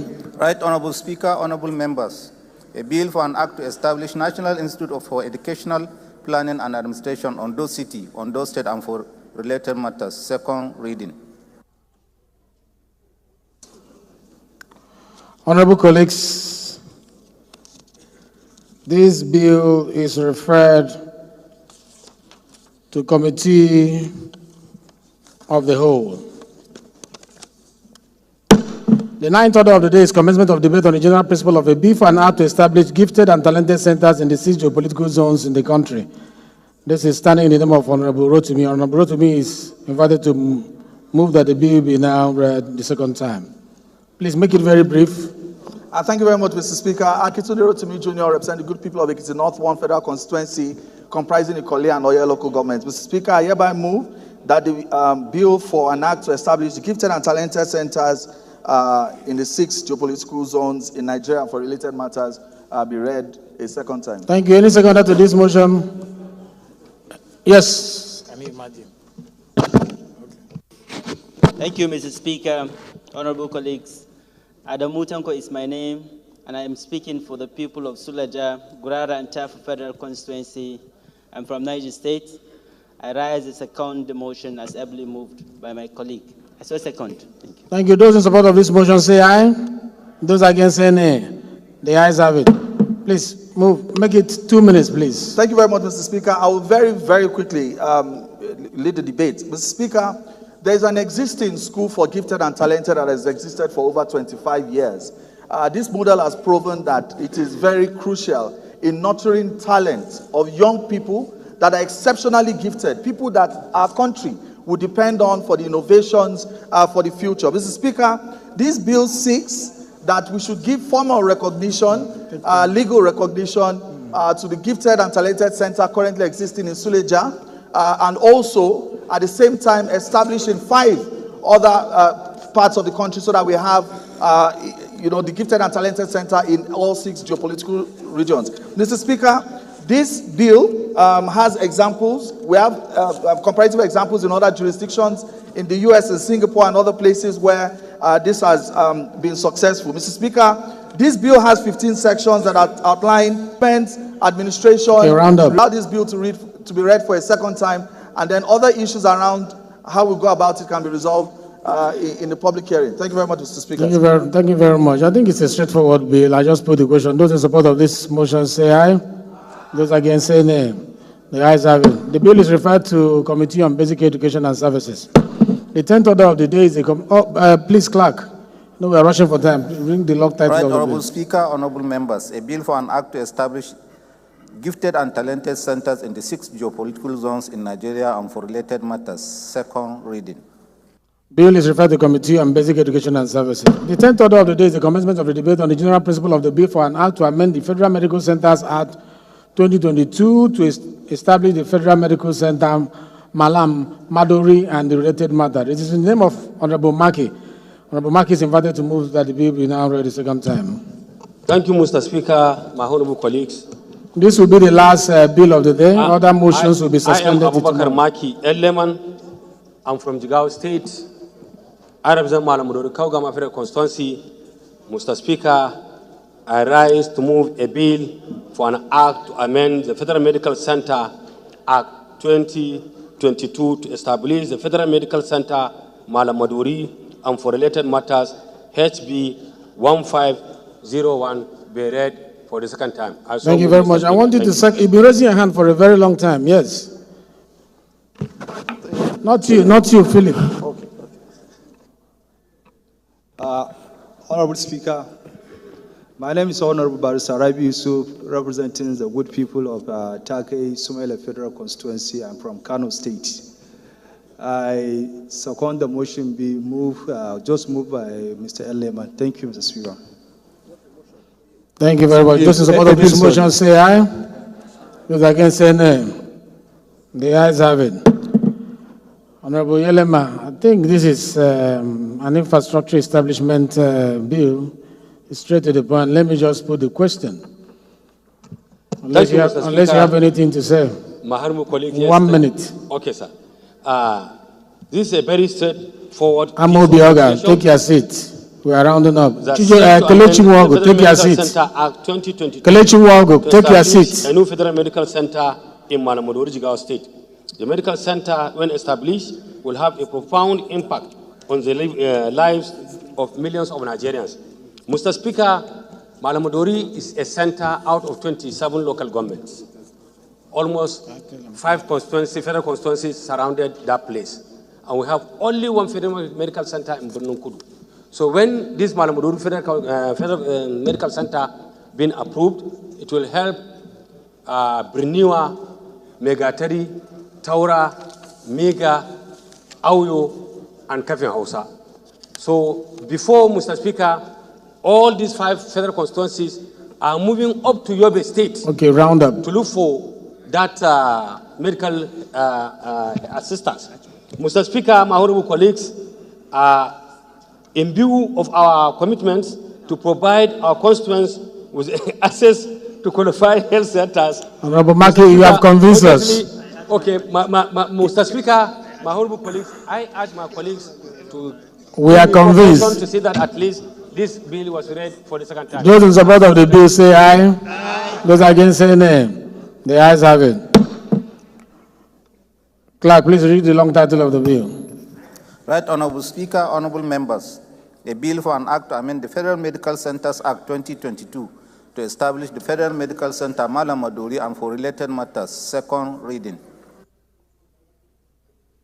The bill is referred to Committee on Health Institutions. The 11th order of the day is commencement of debate on the general principle of the bill for an act to amend the Federal Colleges of Education Act, CAP F8 Laws of Federation of Nigeria to provide for establishment of Federal College of Education in Faskari, Katsina State, standing in the name of Dahatu Shehu. Honorable Dahatu is invited to move that the bill be read the second time. Is he around? Yes, sir. Right Honorable Speaker, sir, very distinguished colleagues, I remain Honorable Engineer Shehu Dalhatu Tafoki, member representing Faskari, Kankara Sabwa, and from Katsina State. Mr. Speaker, I move a bill for an act to amend the Federal Colleges of Education Act, CAF, F8 Laws of Federation. Honorable members will leave here 2:30, please. 210 to provide for the establishment of Federal College of Education, Technical Faskari, Katsina State, and for related matters, HB 14. Thank you. Any seconder? Yes, sir. Thank you, Right Honorable Speaker, my dear respected colleagues. My name is Salis Yusuf Majigiri. I represent Mashidu Federal Constituency. Mr. Speaker, I'm from Katsina State. I rise to support the motion for the second reading of a bill for an act to establish Federal College of Education Faskari in Katsina State. I so second, Mr. Speaker. Those in support of this motion say aye. Those against say nay. The ayes have it. It's straightforward again. It has to do with the establishment of institution. I just put the question. Those in support of this motion say aye. Those against say nay. The ayes have it. Clerk, the long title of the bill. Right Honorable Speaker, honorable members, a bill for an act to amend the Federal Colleges of Education Act, CAF, F8 Laws of the Federation of Nigeria 2004 to provide for the establishment of Federal College of Education Technical Faskari, Katsina State, and for related matters. Second reading. This bill is referred to Committee on Federal Colleges of Education. We'll only take one motion, and please, Chairman, Rules and Business, because of our time, kindly move the other ones from tomorrow. And we apologize to others, so the microphone did not allow us to meet up with our time. I hope you bear with us. Please, this motion, you just the title and the prayers. Honorable, the 12th order of the day is a motion on the need to improve Nigerian roads to enhance security, ease traffic, and curb accidents caused by wrong use of walkways. Standing in the name of Honorable Emmanuel Okbong Odo. Honorable Okbong is invited to move the motion, the title and the prayers as agreed. Thank you, Right Honorable Speaker, my dear colleagues. My name is Dr. Emmanuel Okbong Odo. I'm from Akwa Ibom State. I represent Ikono and in the Federal Constituency. Mr. Speaker, I rise this afternoon to move the motion on the need to improve Nigerian roads to enhance security, ease traffic, and curb accidents caused by wrong use of walkways. So because of time, I move straight to the results and the resolutions. That the federal government be urged to provide more security on Nigerian roads. Number two, also urge the Federal Road Safety Commission to enforce parking laws and ensure usage of walkways and pedestrian bridges. Mandate the Committee on Land Transport to investigate the challenges and provide permanent solutions to these challenges and report within 4 weeks for further legislative action. The Speaker, I so move. Thank you very much for sticking to our agreement. That was succinctly put. Any seconder to this motion? Can I, Annie Okonkwo Jr. Thank you, Mr. Speaker, my honorable colleagues. My name is Uchenna Harris Okonkwo, speaking for the wonderful people of the Idemili North and South Federal Constituency in Anambra State. I rise to second this motion, ably moved by Honorable Dr. Emmanuel Okbong. I so second. Thank you very much. Those in support of this motion say aye. Those against say nay. The ayes have it. This motion is referred to Committee on Land Transport. Please, Deputy Leader, move that the House do adjourn to tomorrow, same time, same place.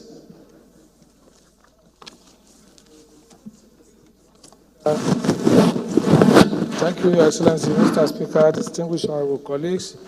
Once again, Abdullah Ibrahim Halims is my name. I am from Kogi State. I represent the wonderful people of Ankpa, Omala, Federal Constituency. Having exhausted our deliberation for today, I hereby move the House to adjourn to tomorrow, Wednesday, the 10th day of July, same time, same venue. Thank you, Mr. Thank you very much. Minority Leader, please. Thank you, Mr. Speaker. I rise to second the motion for adjournment. I so second. Thank you very much. Let me thank you for staying through all till this time, even though the microphone gave us some headache. Well, we believe that House Services will sort it out by tomorrow or so. We really appreciate your patience and your cooperation and the robust debate we have had in this House. That is the beauty of Parliament. A various perspective to an issue. It was very refreshing section. And I just put the question, those in support that the House do adjourn till tomorrow, same time, same place, say aye. Those against say nay. The nays will stay and the ayes will go. See you tomorrow. The House is hereby adjourned till tomorrow, same time, same place.